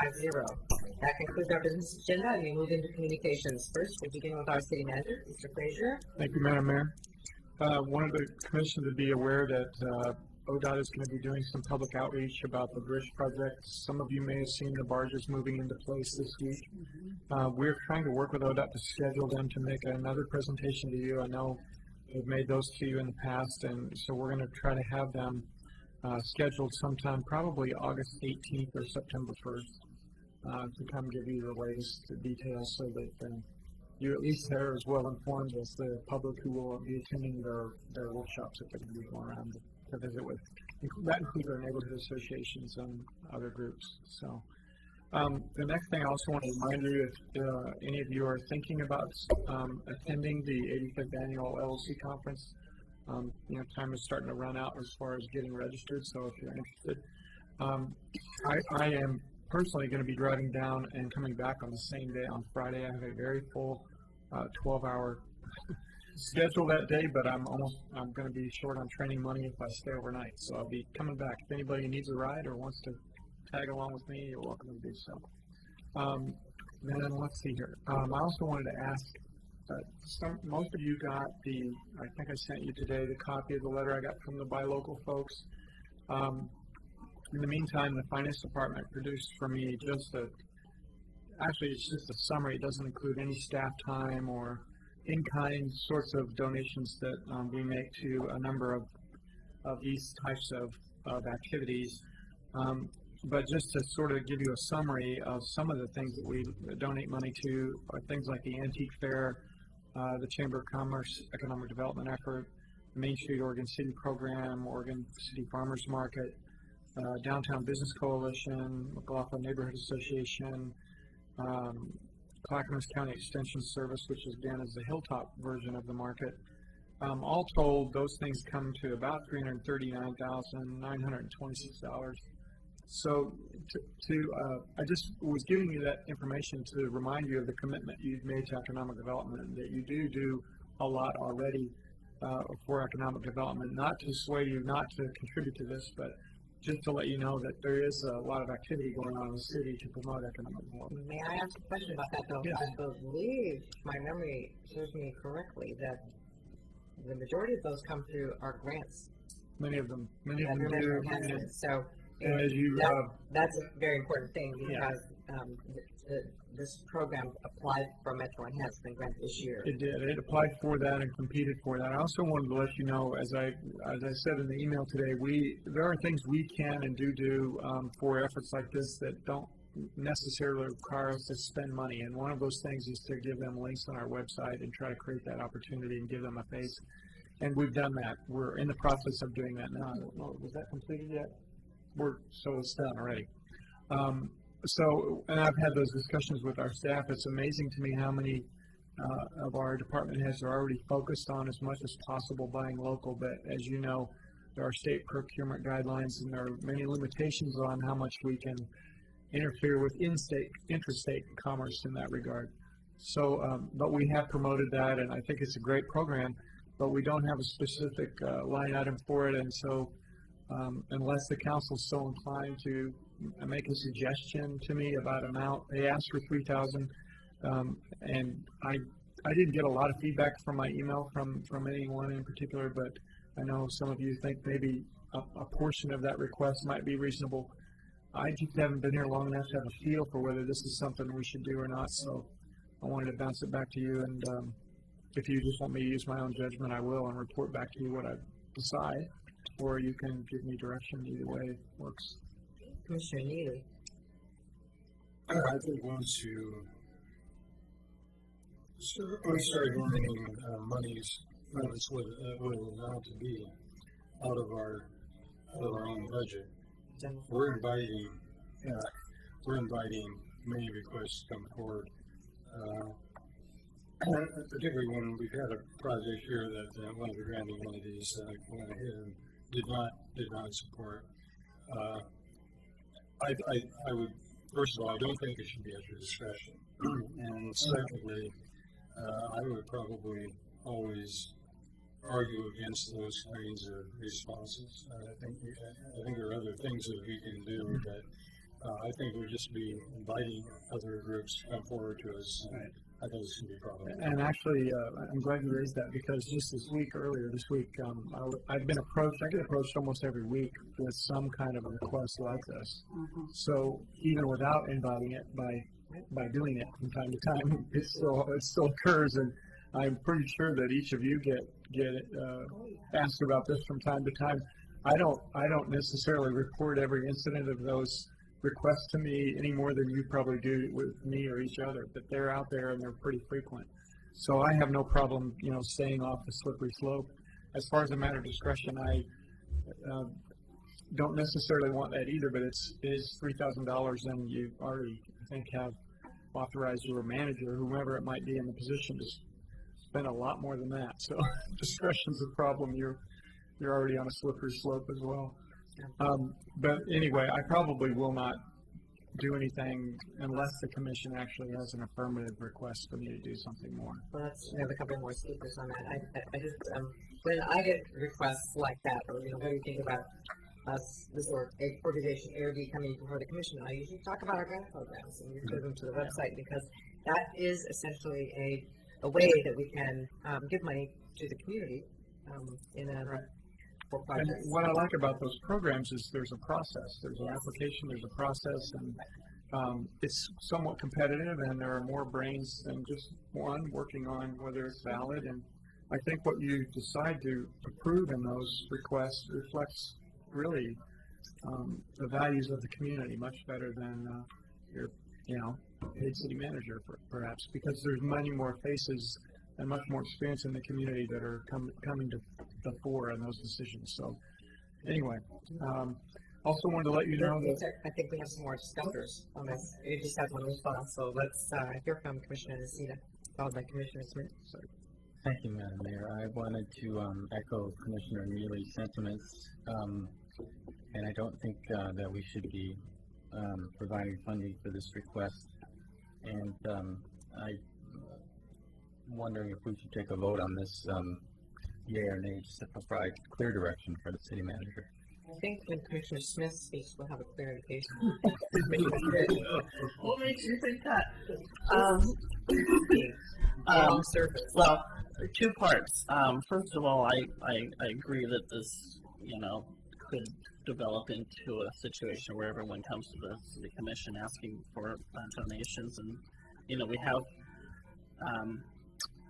a structure in place for grants and et cetera, and so I agree on that.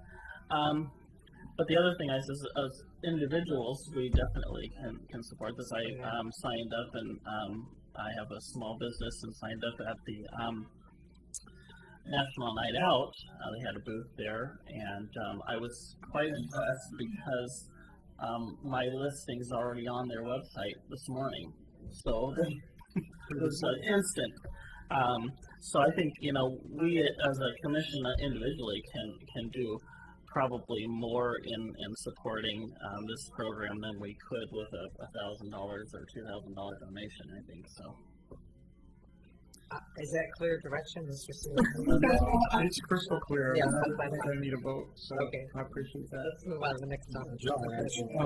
And then I have a couple of other things. This is One minute. Mr. Neely, when you have a follow-up. Because I brought this up when they were discussing this at one of the Northern Oregon cities. We have a lot of members of our Oregon City Chamber of Commerce that are in fact not located in Oregon City. Right. They make contributions and so forth. So the buy local, I think, needs to be a little bit broader than just simply supporting the businesses that exist in Oregon City, but the businesses that contribute to Oregon City. And I just wanted to make that comment.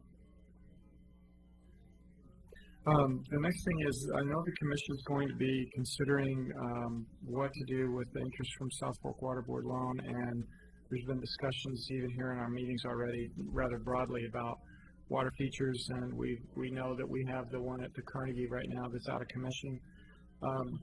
And I just happen to have a reference book here. This is a new addition to our internal library here in City Hall. It was recommended to me by Commissioner Nocita. I have read most of the book. What is fascinating is there are actually some, I'll just show you this picture. It's not an outdoor shower, but I guess it could be. It almost looks like a combination of the, what did you call those items down at the park? Yeah, so these don't shoot out laser beams, they shoot out water. And they're kind of creative, but there are so many examples in here. Another thing that's interesting that you will find, I think at one of our last commission meetings, Commissioner Nocita mentioned one of the parks in the Pearl District, so a water feature there. There's actually a whole section in here on that feature and others in the Portland area. The book covers a number of waterscapes that from Oslo to Taipei to Portland, and many points in between. It's just a really good read, and there's lots of great pictures too if you want to read an abbreviated version. And so we have this, if you want to look at this maybe before we have our discussion, it'll just kind of get the creative juices flowing a little bit. So I'll pass this around to whomever wants it. When you're done, please return it to me so I can get it to the next commissioner, and I'll have it. So I'll wait till somebody first come, first serve sort of thing.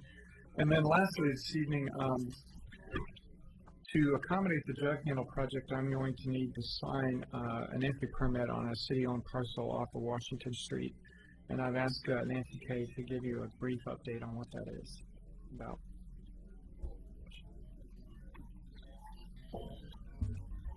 Thank you. To construct the floodplain mitigation that we're proposing for the jug handle project between I-205 and the railroad tracks, we not only need to access that property, and it would be during construction as well as 5 years of ensuring maintenance of all the plantings we do in there, which are in part the natural resources overlay district mitigation. And there is the city or the Urban Renewal Agent Commission purchased the properties on both sides of the railroad tracks there, and there's one little corner next to the Metro's detention pond or retention pond that we need to cross the railroad to get to the floodplain mitigation area and the natural resources overlay district mitigation area. So I've asked David to sign a right of entry permit for us to be able to do that during construction and then to maintain the plantings. Questions? Thank you. More? City manager, sir, I just found out, with reading my emails, which I'm catching up on, that the sculpture on 7th Street is coming back today. So that's good news for everybody. I think it's called Ancient Voices. And I want to thank Kathy Griffin, who has worked very, very hard on having that returned in a timely manner as it is. So that's great. Mr. Mayor, or Madam Mayor, nothing further. I guess I have that in my hair. Okay, moving on to Commissioner Communications. You have before you, or underneath my topic here, some information that came from MPAC, the Metropolitan Advisory Committee.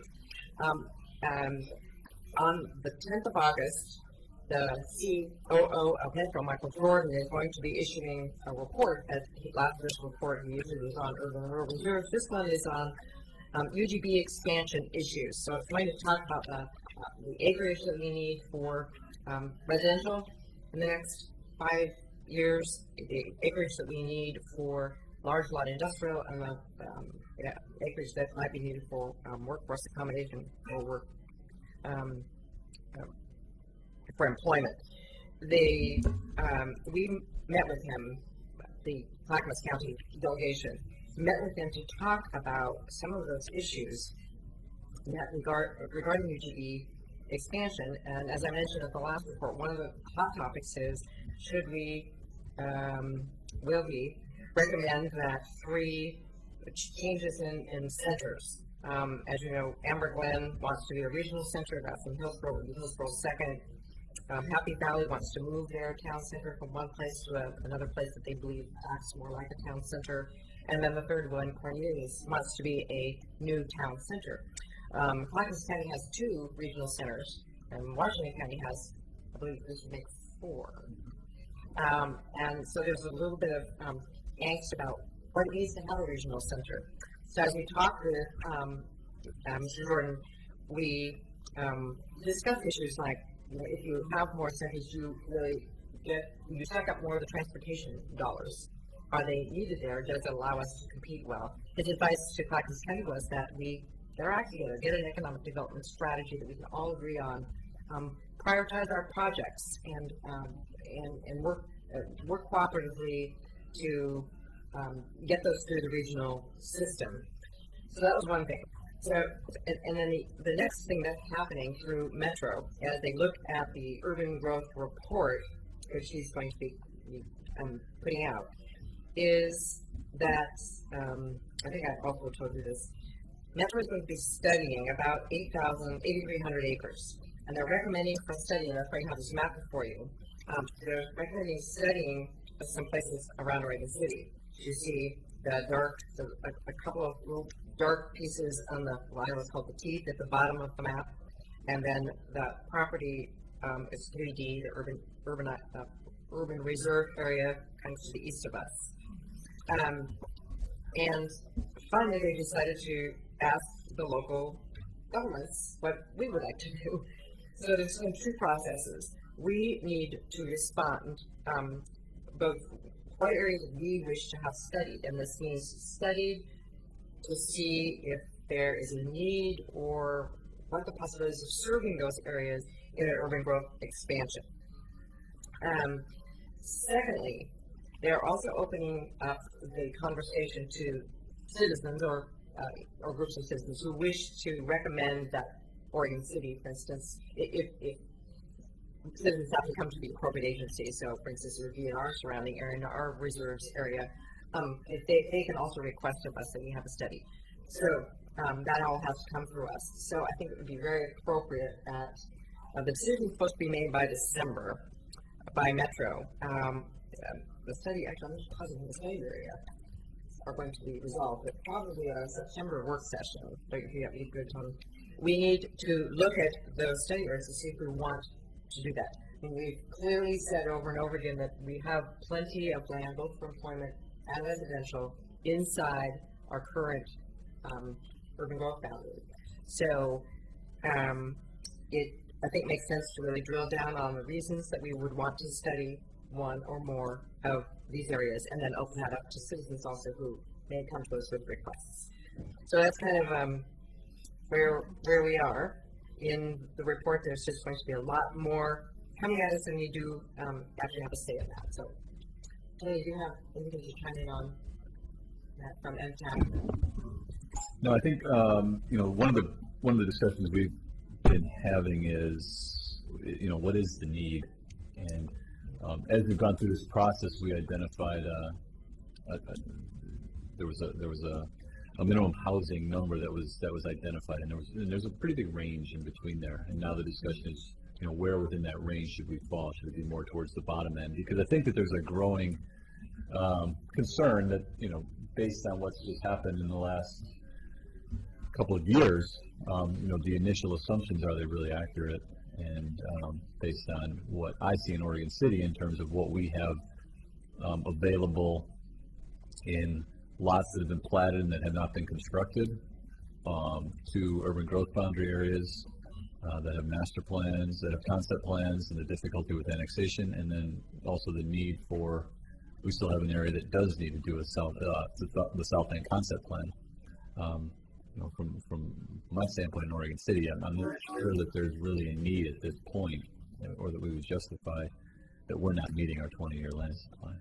I think we've studied that over and over again, and there's no evidence to say that we do. So I think we'll have, our decision will be, do we want to study anything? Right. What do we want to study and why? Right, and I think the one area is the 3G urban area. 3G below, yeah, the right called teeth. The teeth there that the mayor's referring to, kind of south of the city, down by McCord and whatnot in that area. That may make sense. It's a very, very small acreage. It finishes out tax lots that are up there. That's right where the break is in the topography. It's the natural edge of where the city is. Those properties are in.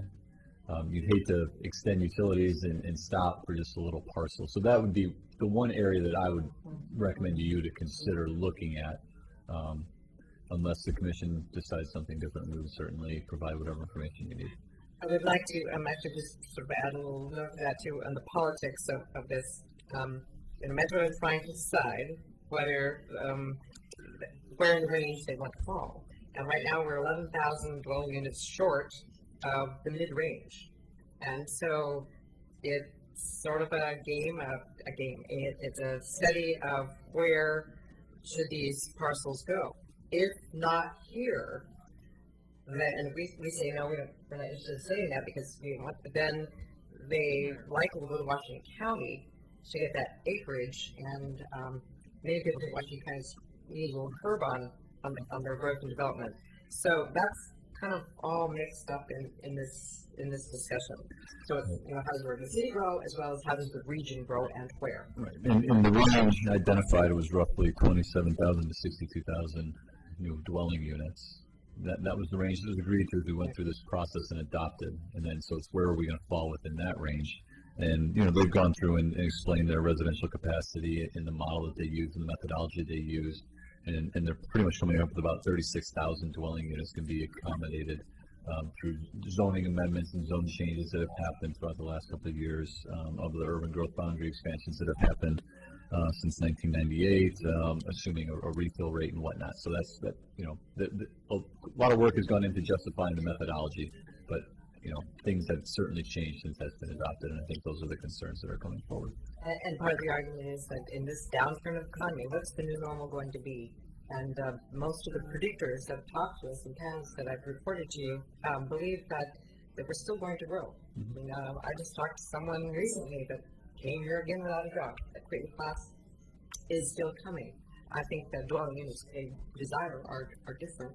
But it's definitely an engaging regional study, and Oregon City being sitting on the edge, we're going to look at this, we're going to look at the map and see why it's very important for us to understand how we grow and what we want our boundaries to be.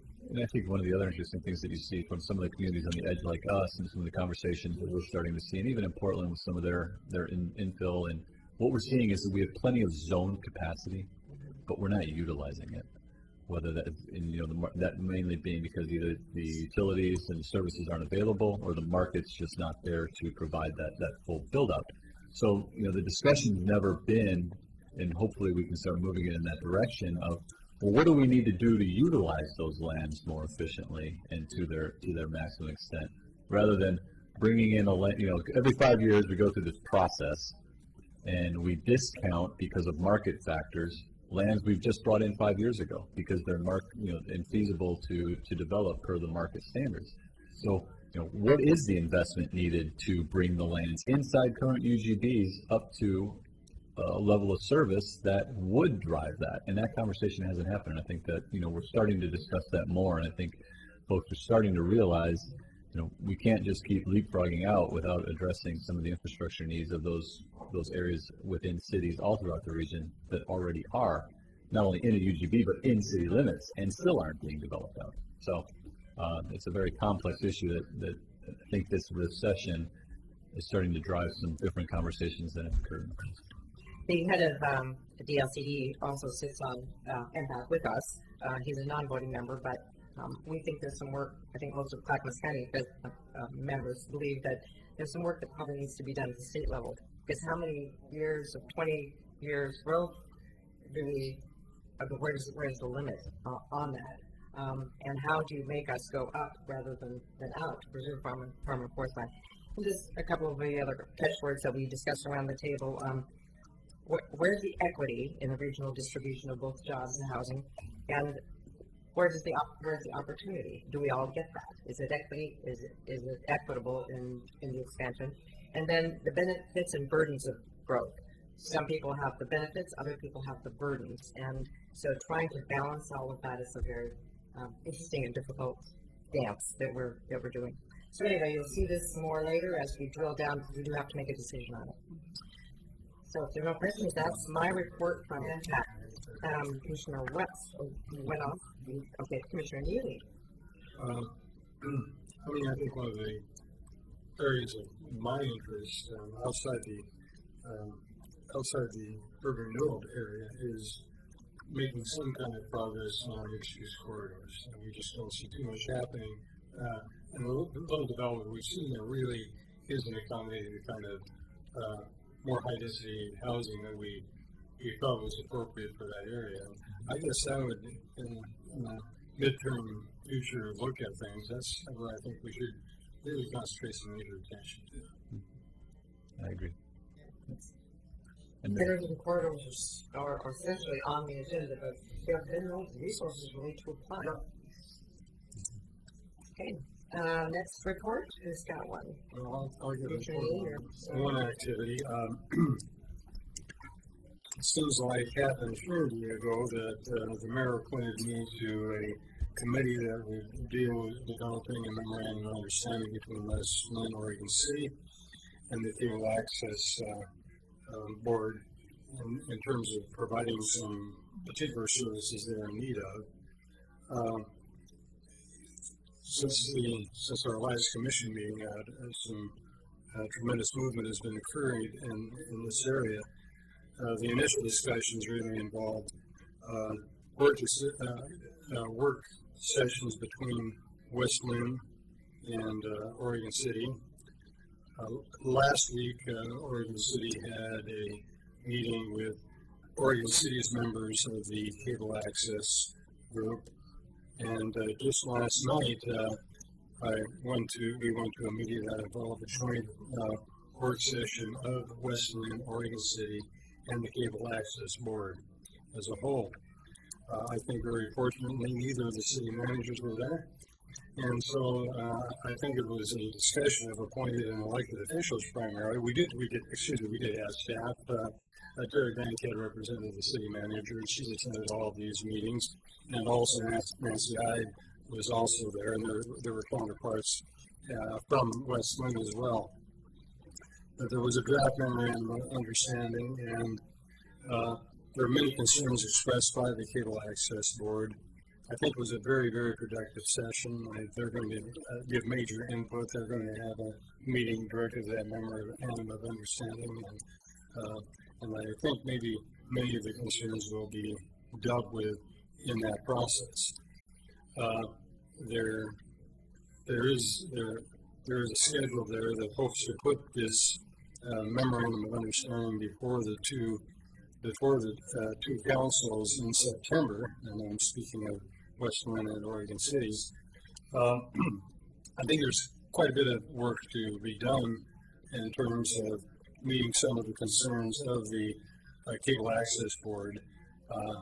And perhaps we make the September date, but they have to have their own meeting, and we're going to have to get back together again. And I'm not quite sure we're going to make that September date, but we'll see how things go. But it was a very productive meeting, I thought.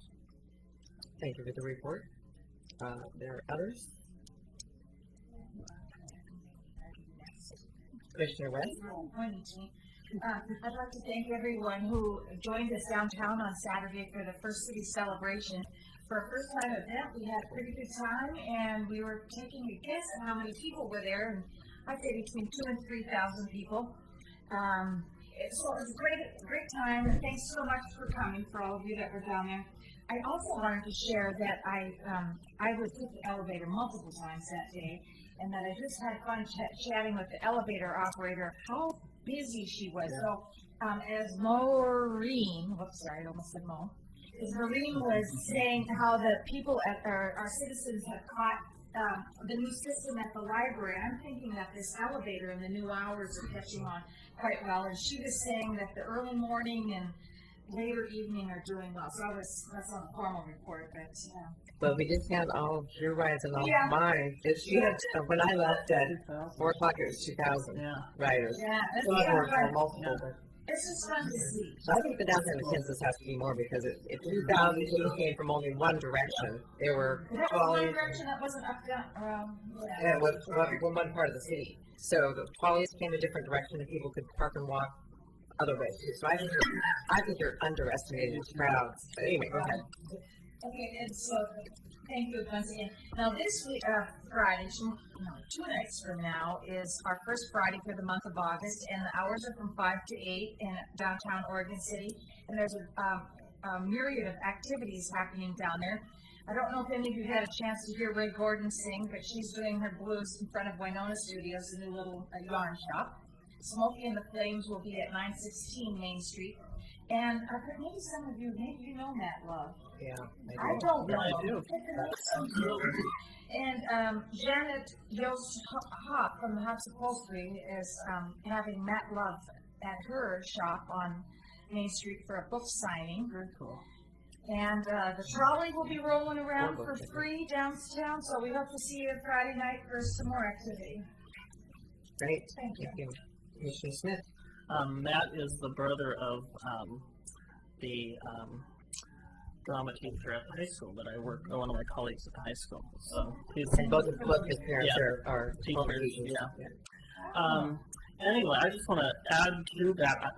What a great week for things in Oregon City. It was like there were so many things going on. The concerts in the park was awesome, and it was nice to see everyone there. I guess this whole week kind of fulfilled like the void of like former family picnics in the summer, because that's what it felt like all week, going to all these different things and talking to people nonstop. It's like you couldn't make it five or 10 feet without someone wanting to talk and getting to see people that you haven't seen for a long time. On Saturday, I attended the Midsummer Screen Festival, which was a sustainability fair up at Atkinson, and talked about some of the things that we as a city are doing. I think 3 of us. Oh, did you make it up there too? Mm-hmm. Cool. I saw Doug, and that was great. And I wanted to thank Betty. I thought she'd be sitting out there, but she specifically came to see my speech, and actually she was joking about it like the week prior and saying, oh, well, I'll make sure I'm there. And I was really surprised because she showed up with her granddaughter that was celebrating her birthday. I hope her birthday improved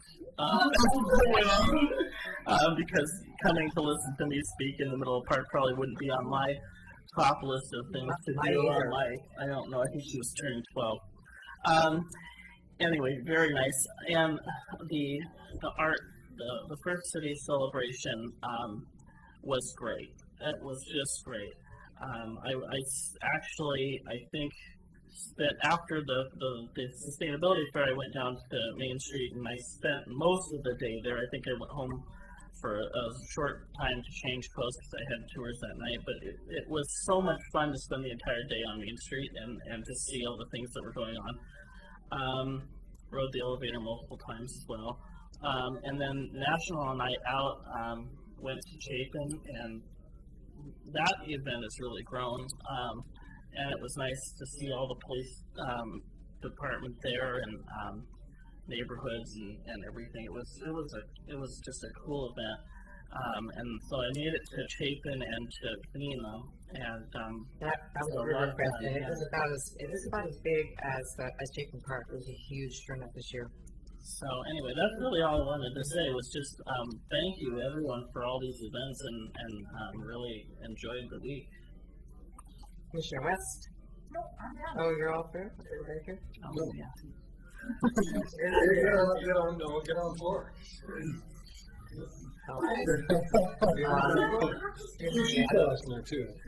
Well, it's supposed to come over on the side. I'm not sure. I just called it Doug.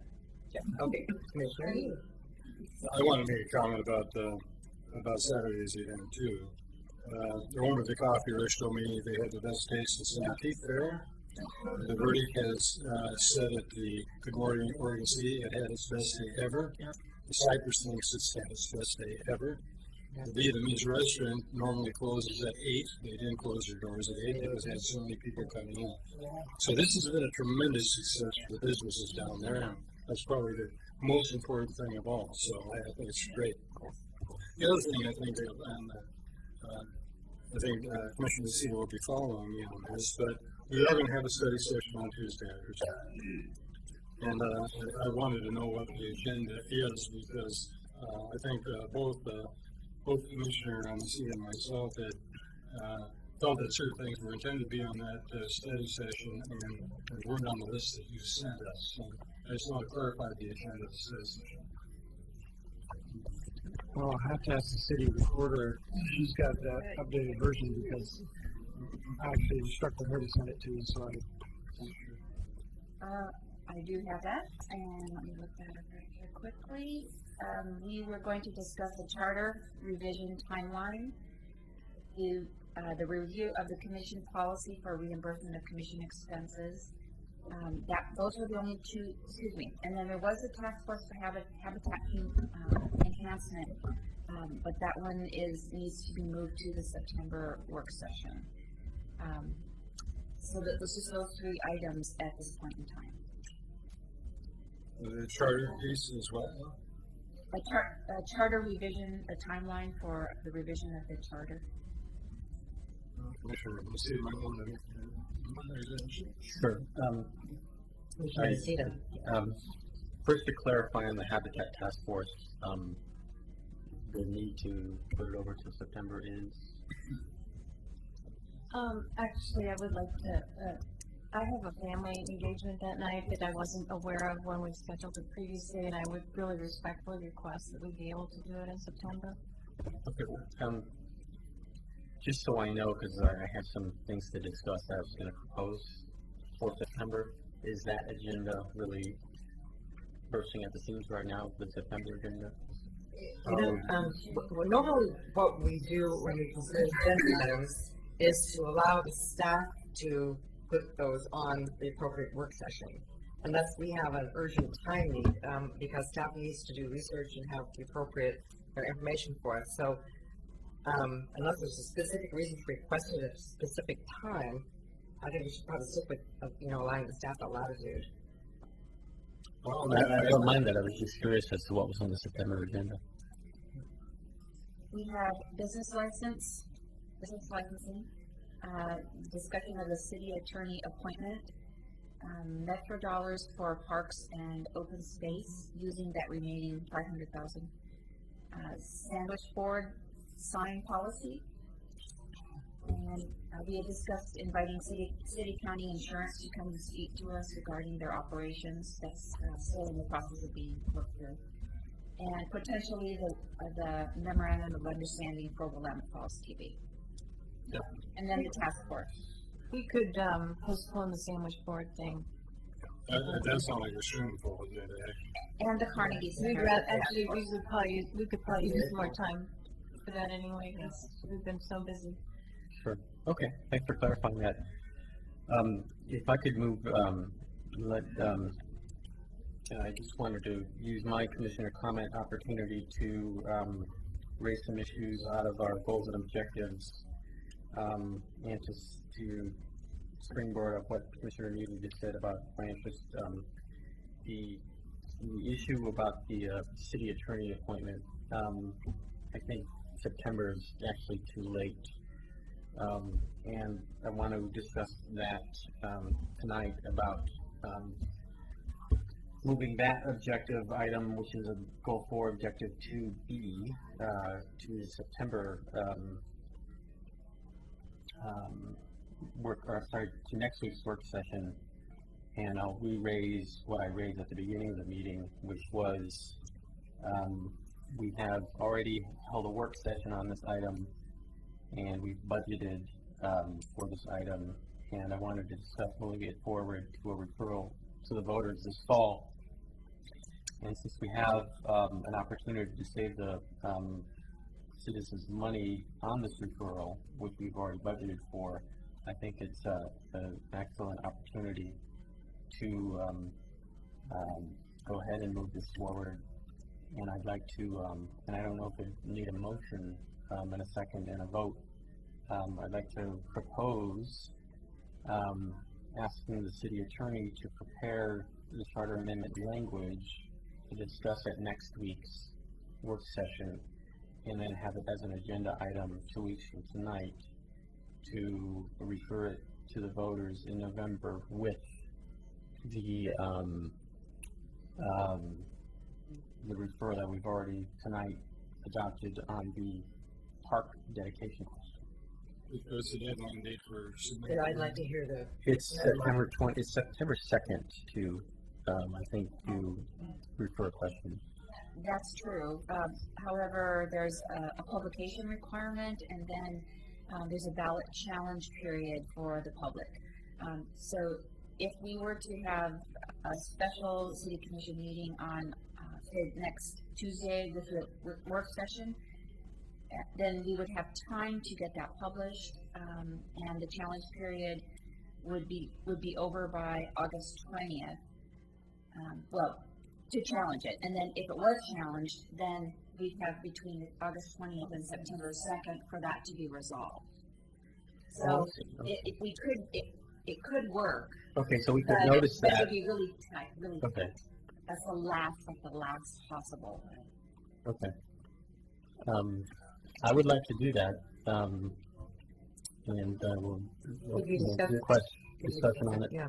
I guess my concern is, again, it sounds like rushing it through, and that's not been our tradition. It's to be able to discuss it in public session, which we only had a work session. It wasn't a work session. It was in our goal setting session, so it was clear back in January. No, it was in a work session because I presented at that work session. I don't believe so. I think it was in our. Well, we can check that. Yeah, it doesn't matter. It doesn't matter, but it was a long time ago. And I guess we haven't had input from our new city manager. We haven't really talked about it in today's context. And I would also, I think we really need an opportunity for the public to be able to, I think if any charter amendment is serious enough that we should have public input. So I'm just concerned about the tight timeline and why it's a problem that needs to be fixed now. I mean, why wouldn't it be able to be held over until May or the other election dates so that we have an opportunity to really do an adequate job of getting up? I mean, yes, we did talk about it, but not with David in the room. So it would be, that's just my input off the top of my head. So, Commissioner Neely. I'm not sure if some of I think the timeline is too tight. I'm not sure some of the frustration the Commissioner and the seat has. We have both this task force and this question about the attorney working for the commission, has been on our goal session from January. And I think both of us have respectively been pushing both of these items, and my interest is more in the task force, and his interest is in the task force and this other. But we kind of took a straw poll at one point of whether we ought to do this or not, and I don't know if everybody, but I think at least 4 of us, if not 5 of us, that was a good idea. It's and this commission can, I think the timeline is too late, and this commission can decide, well, that'll be dealt with by another commission, but it was on the goals of this particular commission. And I think it's been very frustrating. Yeah, no, I agree, and I think that that's part of the frustration of transition, because, David has to understand the goals, and we clearly also said that we wanted to have another session to sit down together and kind of revisit, so I think that's just, we've just slowed down a little bit, but yes, no, I share the frustration, because we're actually taking off some of our goals, but there's certainly some that we haven't brought forward. Commissioner West. So, I had heard that there was an assumption that the city wouldn't have to pay for it if it was on that November ballot, and is that even true? Well, as far as the election costs itself, there's still internal costs, staff time and different things. So you mean, I thought it was when there was multiple parties putting something on the ballot that it was divided out. It was that's outside the general election. But say there was an election in March or next May, then you would have to absorb the cost. I think that was Commissioner Messia's point. Well, I'm not comfortable putting that through without some public discussion, and I don't know, like you said, what's the change that you need to have happen within 1 month here that couldn't wait for just a couple more, so. I'll offer a counter argument to my colleagues why I don't think this is too late.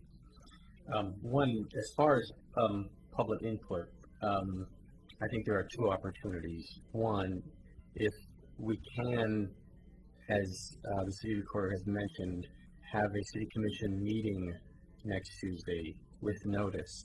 There is no reason why we can't, as part of that city commission meeting, also have a public hearing at that same city commission meeting. And the second thing is the real public discussion is the election.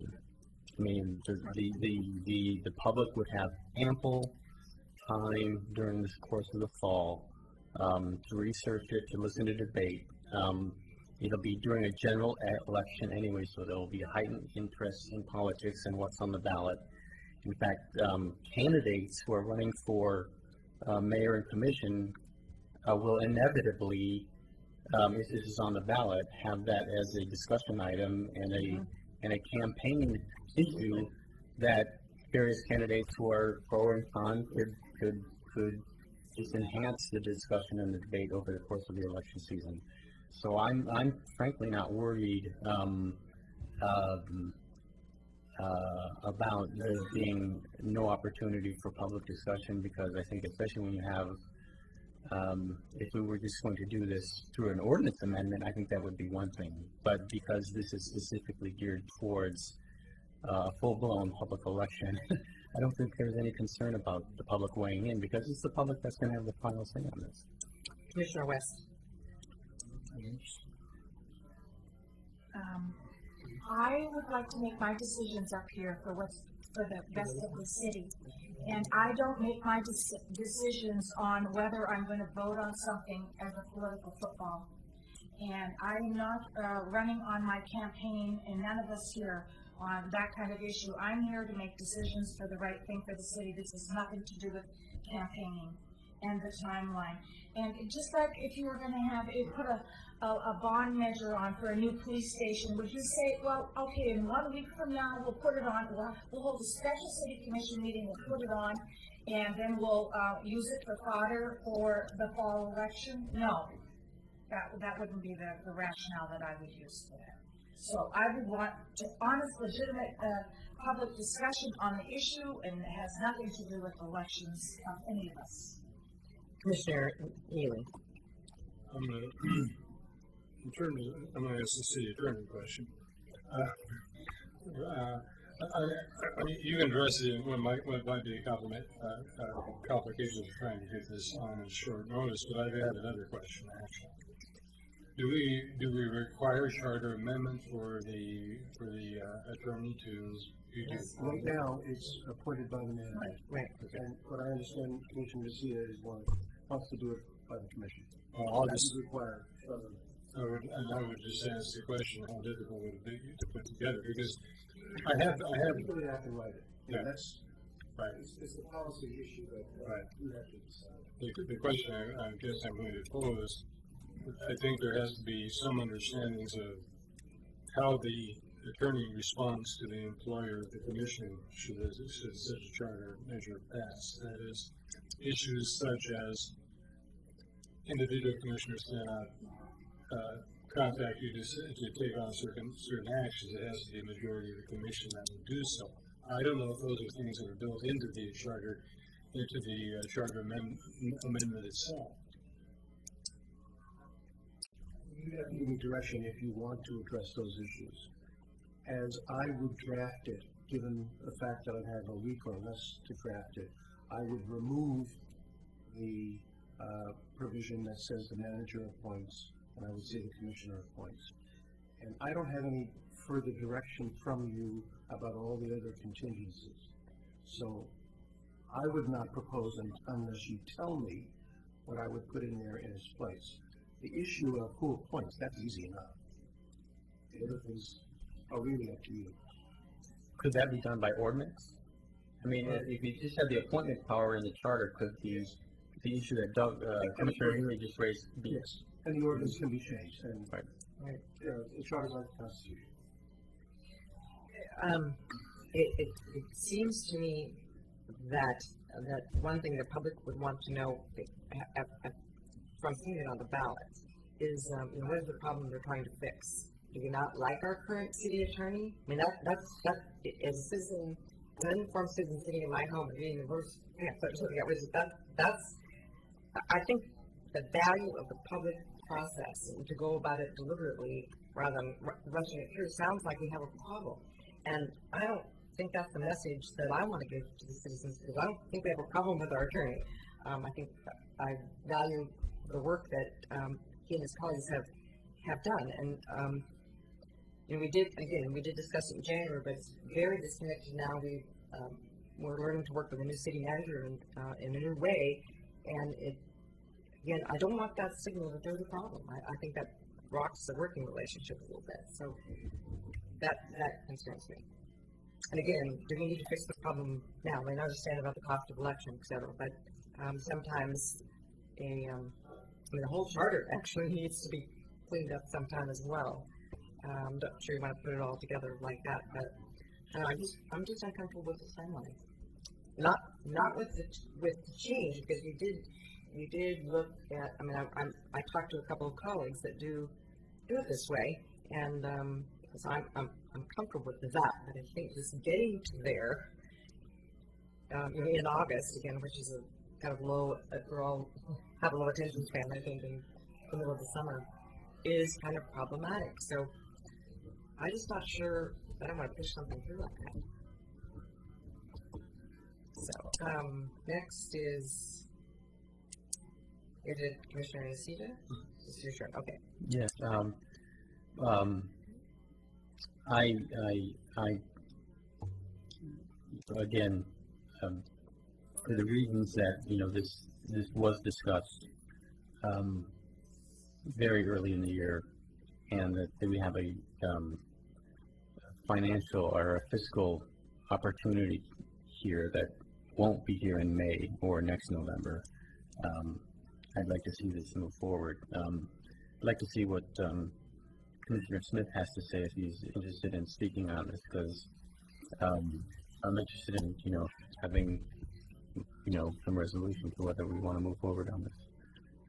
Mr. Smith. I haven't figured it out yet. I'm listening to both sides and of this discussion. From what it sounds like, staff is saying it's doable.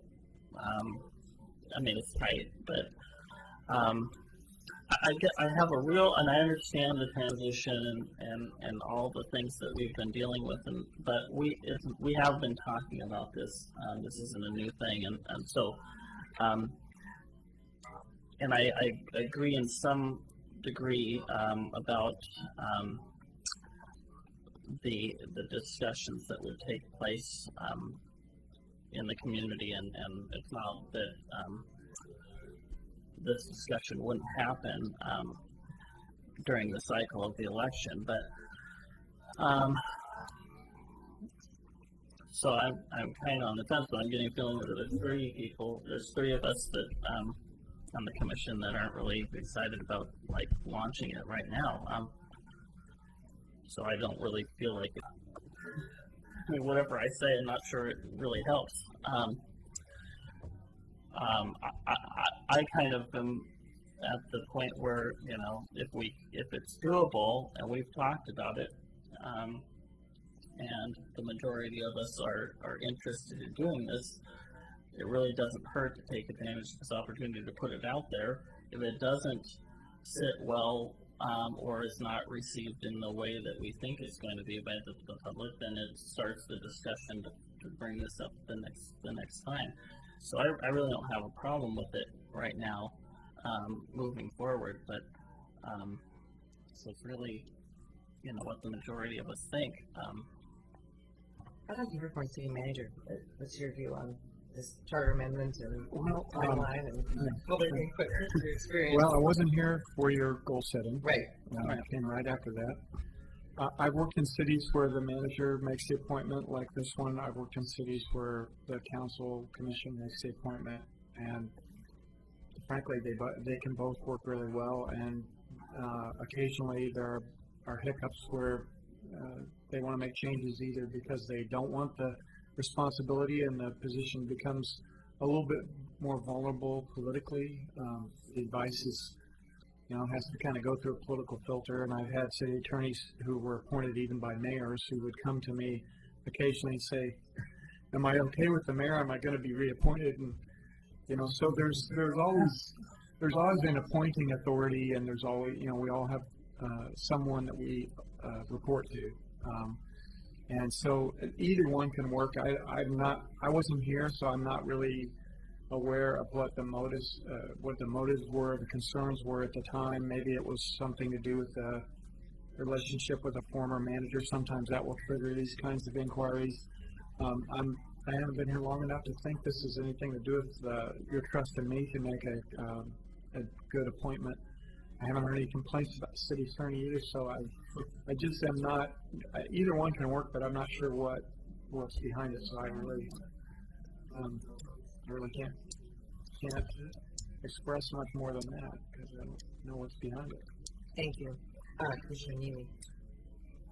Well, I think the short timeline is an issue for me, so I'm not going to press it. Having said that, however, I think there would be a benefit for Mr. Frazier for us still to include this topic on the work session. The work session is it's only got 2 or 3 items on it.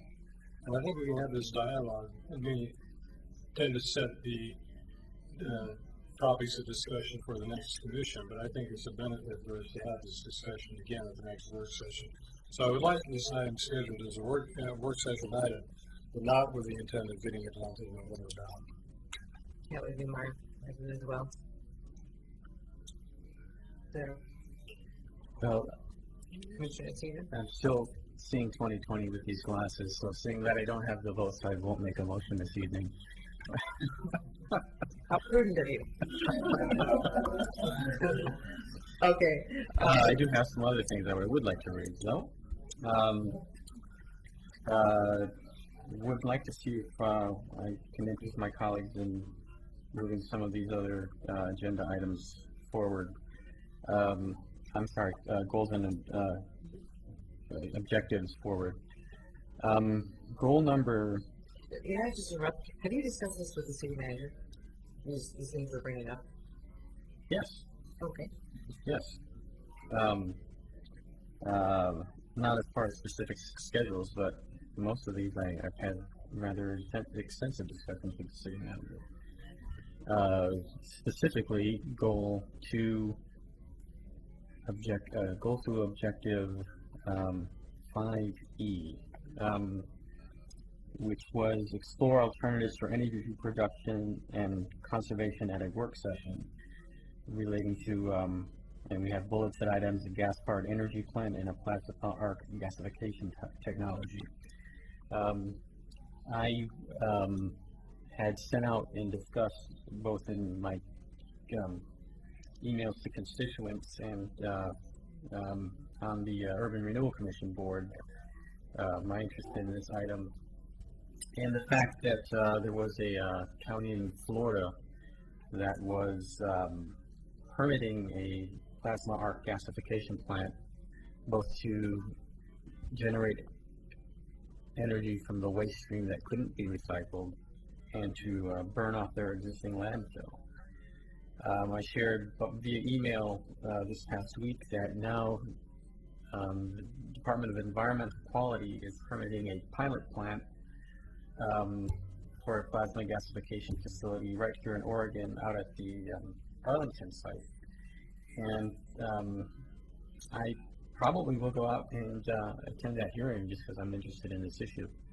And I wanted to see if we could move that issue forward and schedule that as used for agenda item either in September or October. For urban renewal or for the No, commission? well, I prefer it be the city commission. I think we talked about it, urban renewal, as something that, since the location would be within the urban renewal district, so. Well, I think, Right here. just to quickly state that, were this to ultimately be pursued, and I think it would be quite a timeline before we do it, it would require a charter amendment, and that is something that would have to be forwarded by the city commission, so I think it's an appropriate topic for this issue. For that purpose, for the city commission. I don't know what staff is going to present, but. I don't either. But it's in our goals. Yeah, I'll work with the city manager because I got a very specific idea on what should be the topic of discussion. So I'll be happy to work with the city manager and staff on that question. Yeah, I think we talked about multiple alternatives that wherever we start. Yeah. Next. That's very good. Yeah, please. For the addendum to be longer than the business part. Study session, right? Yeah. Future study session. Actually, and I wanted to see if, since we are having a work session for next week, I do want to maybe get some more, and this will be my last item, some more specificity on replacing the spray park in Carnegie Center. I'm wondering if we might be able to talk about that on Tuesday with an eye towards perhaps, in the spirit of this book, doing a timeline, a process, and I'd like to propose doing a competitive design competition for that facility. I think that'd be really exciting, and I'd like to take the opportunity of next week's work session to maybe talk about doing something like that. I think that I would be fine with that. I also believe that it doesn't give your colleagues a lot of time to read the book. And our head of our parks department is not going to be there. Right. Okay. So I think if we could put that at time when staff. And just so you know, I just want to ask I know our finance director is out here doing work, I think. And he's reminded me a couple of times that as far as the urgency of trying to make a determination, we don't actually have the money, Dave, until for several months, right? For the South Fork water interest. Right. So I guess with that in mind, it's not like it's right there right now and we have to, I just wanted you to not feel like you had to hurry up and make the decision. Okay. So you do have some time to get the RFPs out and do lots of things. Well, I guess I have a question on that because the way I remember the discussion earlier, there was kind of a timeline of pressure to wanting to have that facility open to the Or public next year, again right. when summer arrives. That's good. That's correct. And so I do kind of see some kind of timeline Yeah. going on there, which is why I'd like to start giving it some thought sooner If than that later. indeed turned out to be the site where you wanted to do one of these, then that's correct. I mean, in order for us to get it open, in fact, I think there's a pretty fair chance that it would be being constructed next year when we would prefer for it to be open. So under any scenario, I think if we're going to do something on that site, and especially something as creative as some of the neat things that are in that book, it's probably going to be closed next summer as well. But if you may choose to do one somewhere, some other location, and just sort of rehab the one that you have and make it safe at that location, so you know the book's pretty wide open as far as where the commission and when and what you might want to do. I just think it's an exciting opportunity, so I'm excited to see what we come up with. Scott, you had a comment? Just to add on to what you're saying, is we go forward. We're going to put this on the September work session because of my personal schedule. I'm not going to be here next week to have a discussion. What you were saying is absolutely correct, and then just add that though that give you a little bit of a reason on that. Had that conversation in September and get a sense of direction one way or another. The plan to just basically kind of do the as is fix to the center. We'll still have plenty of time to do that for next summer. So even if we hold this discussion plus carry over maybe about October or something, I got that basic plan because it's just the direction the commission wishes to go another direction. Something more on the aggregates than what you're talking about. Probably when we do get into that scenario. So I plan and instruction for that would probably make the numbers. Even if the commission doesn't go that direction, we will still have plenty of time with that schedule to get it over with. So I give that assurance. Okay, Commissioner Nocita? No, I'm on that. Okay, Commissioner West?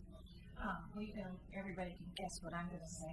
So if it's on the, if we're looking at the larger scheme of things with a beautiful water feature, I would like to do a public process on it, like go through crack, and I'd also like to explore other options within the community. Maybe there's other neighborhoods that would like a beautiful art fountain, maybe Rivercrest does, maybe, and also, you know, Main Street with our Cedar Creek Falls. I'd like to. That's what I was gonna say. So you've got to give it all a fair shake. Yep.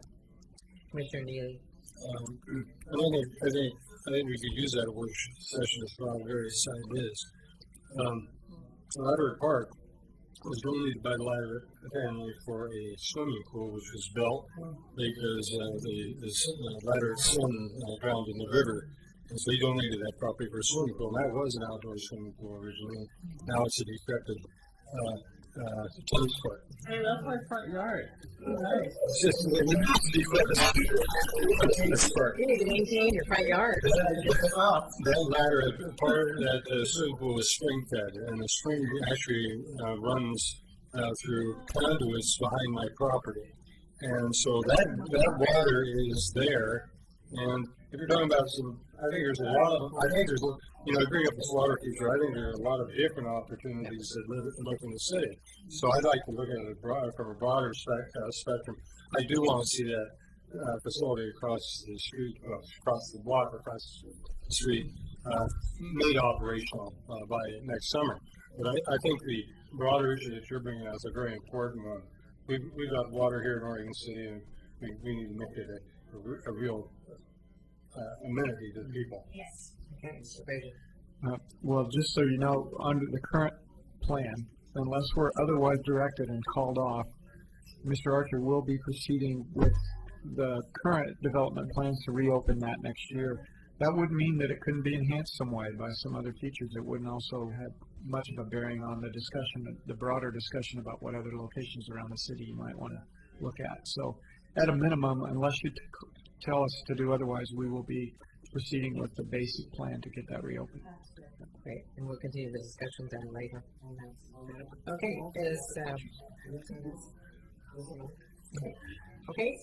there's no other business to come before us, then we are adjourned, and actually before that, we do have a work session, so we are having the work session, it's not canceled. Right. All right, see you then. We're adjourned.